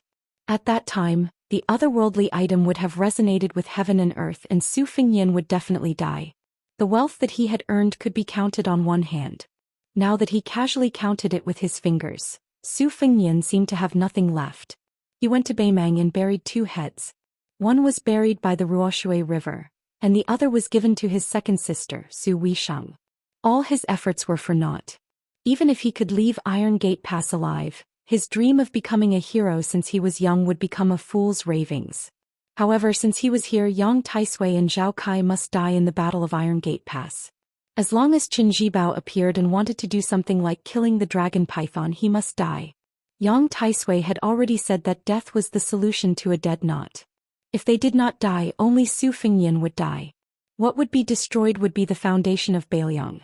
Any hesitation or compassion was tantamount to stabbing oneself in the heart. The identity of the heir of Beiliang was predestined. Su Fengnian could not escape even if he wanted to. However, the king of Beiliang was not something that Su Fengnian could easily obtain. This seemingly unreasonable logic Su Fengnian and Su Shao, this pair of father and son, understood in their hearts. Every family had its own difficulties. Moreover, there were many people who kept adding fuel to the fire, making this even more difficult to learn. Su Fengnian did not walk fast. He seized the time to grasp the knowledge and experience. When he arrived at the battlefield between the White Horse Army and the Imperial Cavalry, there was a light cavalryman of the Phoenix Battalion who died in battle. He died with his eyes open. Obviously, he had dismounted and fought the enemy's cavalry. His arm holding the Beiliang saber was trampled on his chest. Su Fengnian squatted down and stroked his eyelids. He looked up and saw that not many of the 200 Imperial Guards were left. On the battlefield, the more powerful the general was, the faster he would die once he fell into a quagmire. The Golden Saber Guards were all dead. Not a single one was left. Half of the White Horse Army were still fighting on horseback. The other half had been fighting on foot for a long time. The six-jewel Bodhisattva was entangled by Huang Manor and Blue Bird. The talisman general was held back by Yuan Zuozong with a long spear. Prince Zhao Kai, who was sitting on the coachman's seat dejectedly, was not sure if he was waiting for Han Diaoxi to come and save the situation or if he was waiting for death. More than 10 heavily injured imperial guards swore to protect the front of the carriage. Previously, the rolling black clouds could not cover the thunderpool sword formation. Many people saw with their own eyes the scene of the old monk in black Yang Taisui being killed. Since ancient times, heroes were judged by their success or failure. Without his cassock, the state preceptor became a piece of dead wood, while Su Fengyan came out alive. It was obvious what would happen to Prince Zhao Kai this time when he went to the western regions with a bottle. Su Fengyan did not lower his guard. The sword garret was moving. Wang Zhi's 3,000 cavalry was against Han Diaoxi, who was supported by He Yan's 2,000 cavalry. They might not be able to stop Han Xianxia, who had bet all on Zhao Kai. Logically speaking, it was time for him to show up. However, Su Fengyan, who had the spring thunder saber at his waist, looked at the endless yellow sand in the north. Was Qin Jibao waiting for the next fight between the snipe and the clam? That was right. His patience had always been so good that it made people's hair stand on end. Zhao Kai stood up and looked at the approaching Prince of Bailiang. He asked calmly, "Su Fengyan, do you really dare to kill me? Does Bailiang really want to rebel?" Su Fengyan did not pay attention to this prince who had participated in the assassination at the Reed Marsh in Shangfan City. He just looked at the female bodhisattva who was fighting Huang Man at the entrance of the valley. "Zhao Kai can give you a silver bottle that symbolizes the Liang dynasty. I'm not the son of the Zhao family, so I can't do it. But I can lend you 100,000 cavalrymen of Bailiang. You help me pacify the western regions and I can leave 20,000 soldiers and horses to guard the north and south of Tianshan. Do you want to do this deal? Of course you have to pay me a deposit to kill Zhao Kai. I can't bear the label of rebellion. The western regions are in turmoil and chaos, and a large number of wandering monk soldiers have appeared to kill the prince. That's why I have a reason to lend you the soldiers. You want the western regions to be free, so I'll give you this freedom." Zhao Kai's expression was uncertain. Yuan Meng tore off a strip of cloth from his inner robe and wrapped it around the knife wound on his arm. He grinned sinisterly. This was His Royal Highness who could make King of Jing and Zhao Heng suffer in silence. The ruthless Hong Shuwen, who was covered in blood, remained on the horse's back. He held 2 Bailiang sabers in his hands and gently patted the horse's belly. The 6-pearl bodhisattva did not bat an eyelid. She sent Huang Man flying again and again. More than half of the Iron Gate Pass had already collapsed. Every time Huang Man retreated, Qing Miao's instant arc spear would follow, not leaving the slightest gap. Chapter 679. Su Fengyan walked towards the entrance of the valley. Behind him a red cloud floated. He turned around and saw the otherworldly item dragging a small and withered corpse. The otherworldly item landed behind Su Fengyan. It was happy but not happy. It looked even more solemn.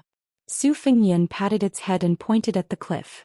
The otherworldly item tilted its head and flew towards the cliff of Iron Gate Pass.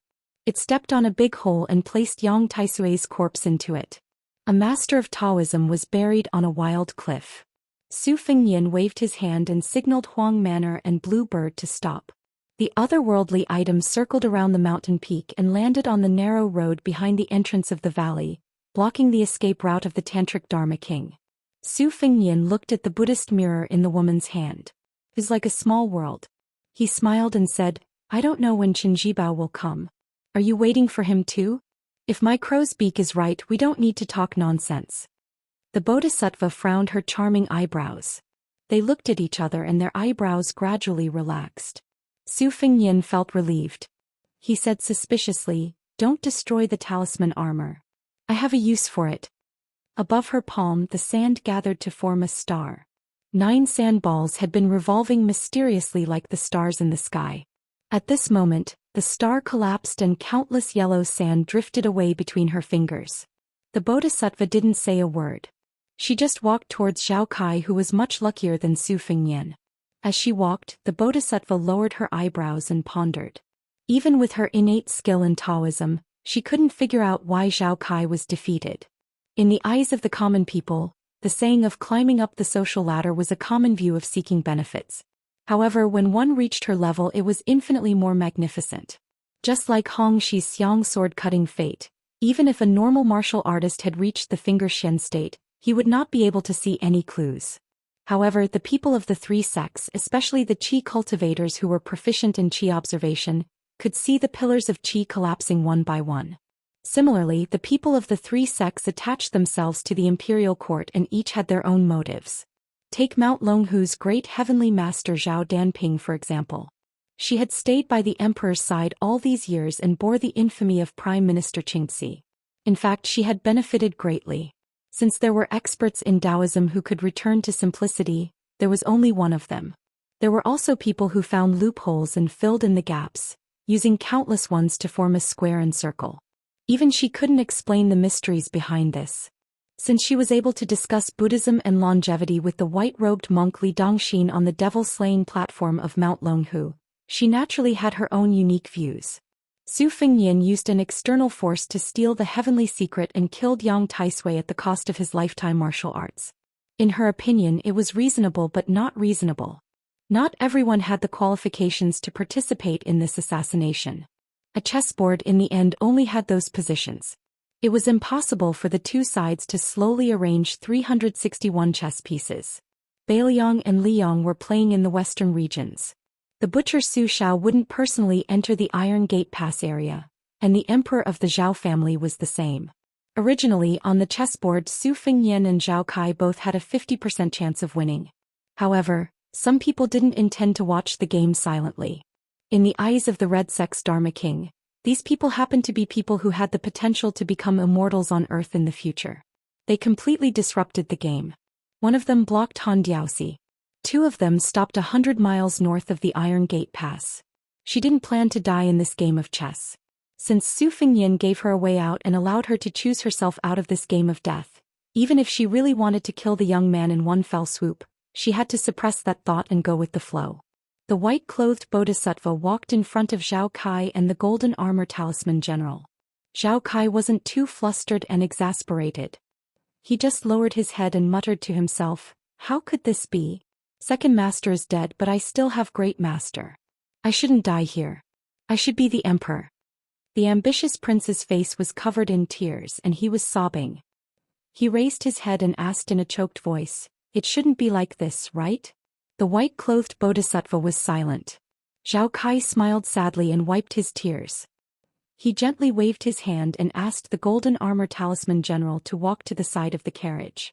He took the giant sword from the talisman general's hand and slit his neck. Before he died, he looked at the capital in a daze. His last words were only one word: "Father." As soon as Zhao Kai died, the golden armor talisman general, which was connected to its master's qi, lost all its vitality. Su Fengnian had the white horse righteous Zong take the corpses and weapons of his fallen comrades and leave Iron Gate Pass. The golden armor talisman general was dragged by Huang Manor with one hand. The next step was to head north. Han Diaosi couldn't decide the direction of the situation. Even if he killed his way through the encirclement of Wang Zhi's 3,000 cavalry and arrived in front of Su Fengnian, it would be futile. Just as Su Fengnian had said to the female bodhisattva, this assassination attempt would be framed on the entrenched power of the western regions. Once the news spread to the capital and the court, no one would believe it except for the common people. But what could he do? Su Fengnian wasn't afraid of the emperor's wrath. What he was afraid of was that this assassination attempt was still within the man's expectations. If Zhao Kai was just a pawn that could be reluctantly abandoned, who would be the enemy that Su Fengnian would have to face? Was it a prince who had been hiding his strength all this while? To the east of Iron Gate Pass, Han Diaosi was running alone in the desert. He was blocked by a white fox wearing an embroidered winter ornament. To the north, the Confucian sage Chao Chongqing and the plum wine Qin Jibao were still confronting each other. Su Fengnian suddenly looked back at Iron Gate Pass. Near the carriage, the uneasy female bodhisattva had a head full of black hair. Chapter 680. The next chapter starts at 3 o'clock in the morning. Su Beiji had said in the Taming Horse Temple that the layman was afraid of the fruit, and the bodhisattva was afraid of the cause. Su Fengnian had also said to Yang Taisui that the state of mind had fallen. It was like a grass seed growing in the crack of a mountain. It was like a crack in a round mirror. It would get worse and worse and it would be very difficult for the mirror to recover. The words of the two Zus had come true in both languages. Su Fengnian withdrew his sight and did not look at the 6 jewel master with long black hair. The 800 white horse warriors had been carefully selected. Before the attack they had removed the Bailiang army's mark. At this time they did not have to worry about being caught. Even if there was a master following the vine to find the melon, Su Fengnian could be said to be framed by the western region's monk soldiers. The key to deciding the direction of the quarrel was not morality or the truth, but the strength of the soldiers behind the chess players. Su Fengnian took the silver bottle from the brocade box in the carriage from Bluebird's hand and smiled faintly. Yuan Zuozong held his spear and rode half a horse behind Su Fengnian with a dignified face. According to common sense, His Royal Highness who had killed the old monk Yang Taisui alone should be in low spirits. It was expected that he would be in a coma. However, Su Fengnian was riding his horse. He was in high spirits and did not look tired at all. Instead, his aura was at its peak. Especially the spring and autumn sword that was forged with the spring and autumn spirit as the Xian embryo. The sword aura was soaring into the sky. Although it was not out of the scabbard, there were still faint dragon roars like 9 evil dragons overturning the sea. Yuan Zuozong sighed in his heart. It was a tragic victory. Moreover, there were still many undercurrents hidden under the water. Yang Taisui had died in the battle and Prince Zhao Kai had committed suicide. In this way, the relationship between Bailiang and the imperial court had been completely wiped out. Yuan Zuozong smiled and looked at Su Fengnian's back. Next time if there was a war, it would be him leading the old Bailiang soldiers to conquer the world. Thousands of miles of yellow sand. After a long time it was a boring scene. However, in everyone's eyes, it was desolate and shocking. It was truly a scene of heaven and earth. Within a radius of 30 miles, there were countless different-sized gullies.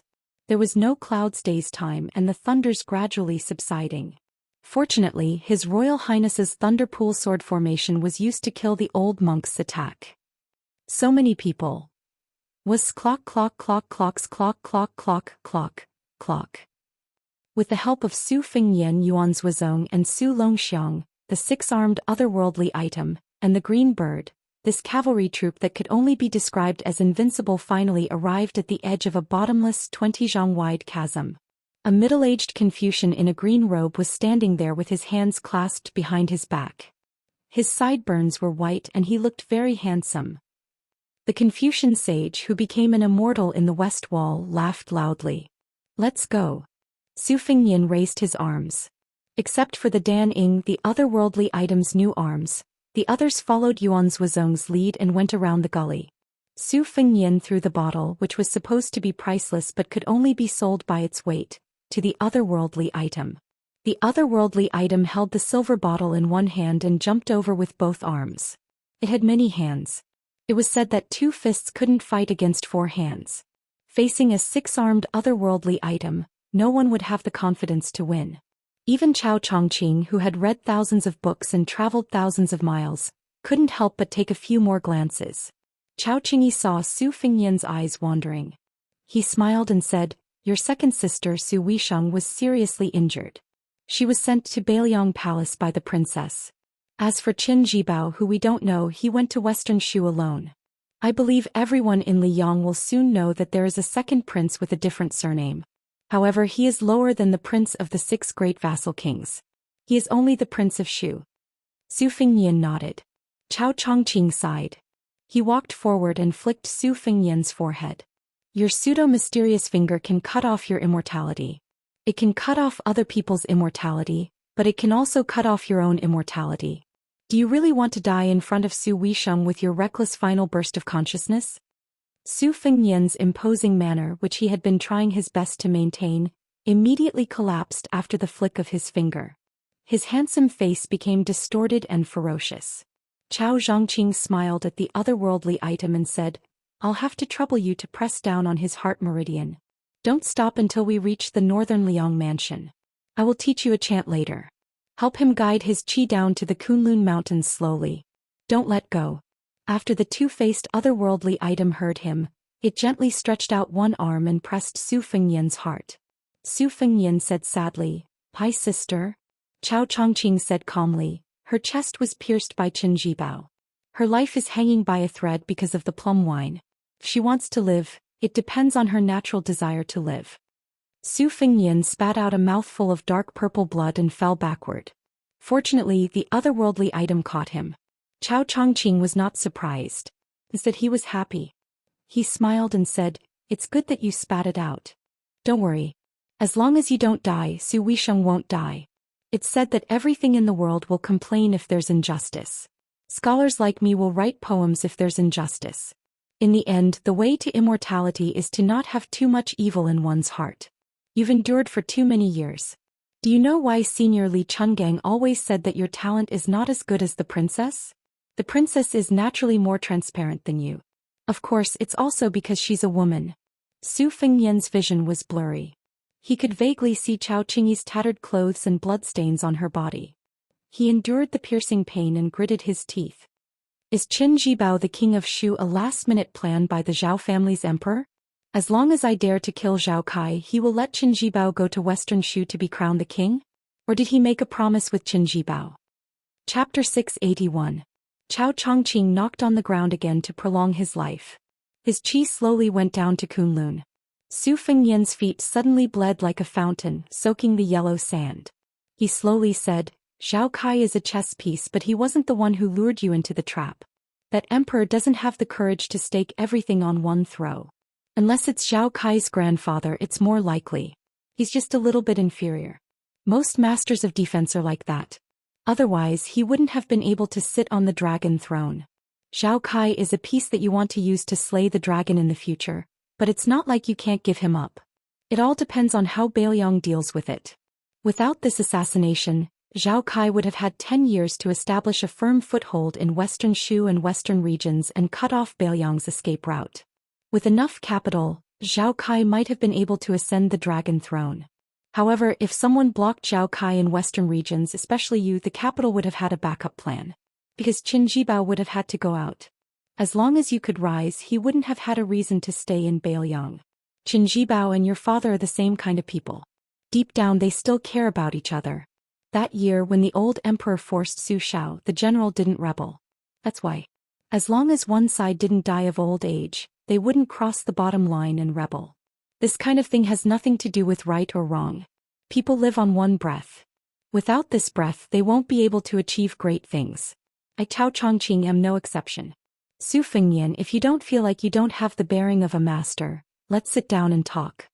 Su Fengnian smiled and nodded. However, his smile was uglier than crying. The otherworldly item helped him sit down cross-legged. Chao Chongqing also sat down calmly. Chao Chongqing smiled and asked, "Not only your assassination but also the general situation in Liyang and Beiliang. In this game of Go, it's already not easy for you to see 70 to 80% of it. If I had told you earlier that the 3-inch Tung Huang Longsher who killed 3 million people and the #1 strategist of the spring and autumn period were involved, would you have charged headfirst into the Iron Gate?" Su Fengnian nodded without hesitation. Chao Chongqing didn't find it strange. He looked at the gap drawn by the plum wine and sighed softly. "To be honest, Qin Jibao almost made me lose half of my cultivation here. If we fight to the death without any worries, I can live and he will die, but all of my cultivation will be destroyed. At that time, I will really be a useless scholar without the strength to truss a chicken." Su Fengnian was heavily injured, so his speech was unclear. "I wouldn't be surprised if he became an earth immortal." Chao Chongqing was surprised and asked curiously with a smile, "You think so highly of Qin Jibao?" Su Fengnian put his hands on his knees and said calmly, "Qin Jibao thinks of me as a bag of grass, but I think of Qin Jibao as invincible in both civil and martial arts." Chao Chongqing shook his head and said, "Qin Jibao thinks highly of you more than anyone else. Before he left, he had said that sooner or later he would fight with you fair and square." Qin Jibao also said this sentence. He has also been holding it in for 20 years. Su Fengnian said bitterly, "Should I be happy?" Chao Chongqing was happy that this kid was defeated. He laughed happily and restrained his smile. The matter of destroying Buddhism in 2 dynasties caused the death of the Dragon Tree monk. Qin Jibao took advantage of this Buddhist saint's death. Otherwise, he wouldn't have become a saint so quickly. Su Fengnian smiled from the bottom of his heart and said, "Su Shao doesn't like to talk about big principles, but there is one sentence that I remember very clearly. You have to eat your own bitterness and enjoy your own happiness, but you also have to look up to others. So I always think that there are so many good things in the world, but I can't hold them all in my hands. This is not realistic. There are so many beauties, but you can only marry a few. Isn't that right, Uncle Chow? Chow Chongqing's eyes were happy, but he flicked his finger. Don't call me Uncle Chow. Our friendship is not that good. Su Fengnian nodded and said, that's true. Otherwise you wouldn't have let Qin Jibao go to Western Shu. After all, you and I have a faint relationship. It's already very kind of you to prevent Qin Jibao from going to the Iron Gate Pass. Qin Jibao went to Western Shu because of the shady business in the capital where he killed 1,000 enemies and lost 800 of his own men. He planted a seed of disaster for Bailiang. Liang is not much better. Since you want to restore West Chu's destiny, this is a very good thing. Chao Chongqing smiled and didn't deny it. I don't want him to take control of Bailiang, but I want Qin Jibao to go to West Chu and proclaim himself king. Because if West Chu wants to restore its country, it can only pull chestnuts out of the fire and profit from the chaos. The more chaotic the chess game, the better. Bailiang, where you are is far from enough. Su Fengnian clicked his tongue and said, I'm scared of you scholars. Chao Chongqing hesitated for a moment but still said, Su Fengnian, there's something I still want to remind you of. You have to be the king of Bailiang and the heir apparent of Bailiang. In the past, you've taken the unconventional path and won by surprise troops time and time again. But in the future you still have to use both right and strange tactics. Just like this ambush where you pull one hair and affect the whole situation. In the end, there are many things that not only the son of the Zhao clan, but also the old foxes of the Liang dynasty like Zhang Julu and Gu Jiantang are well aware of. It's just that under Li Yishan's instructions, Su Xiao has taken the path of overt scheming these past few years. He can't be criticized, and that's why Bailiang has the foundation it has today. Don't let down the expectations of the older generation of Bailiang. Zhao Kai didn't lose in terms of luck this time, but because he wanted to use the small to fight against the big, and seek great riches and honor in the midst of danger. But he forgot one thing.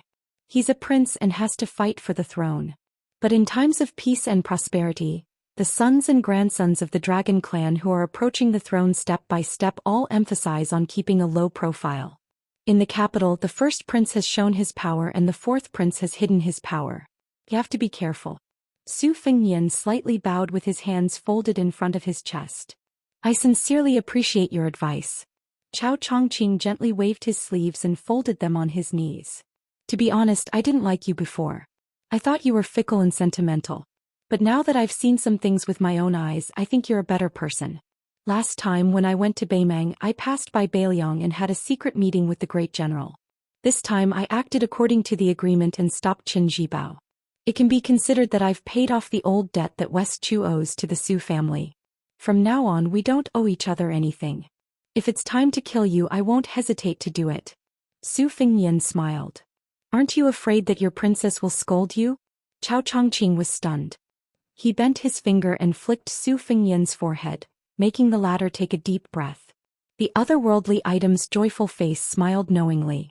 Su Fengnian muttered to himself, it's almost winter. She's going to get frostbite again. Chao Chongqing was speechless. He smiled and said, that's right.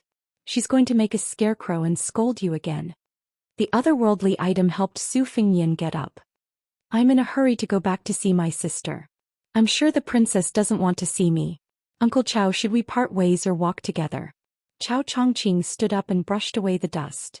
Let's go our separate ways. Don't try to worm your way into being friends with me. Su Fengnian let the otherworldly item float onto the horse's back.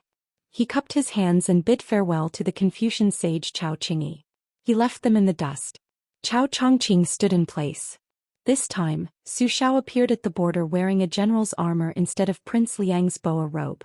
Therefore Chao Chongqing watched as the young king of Bailiang left.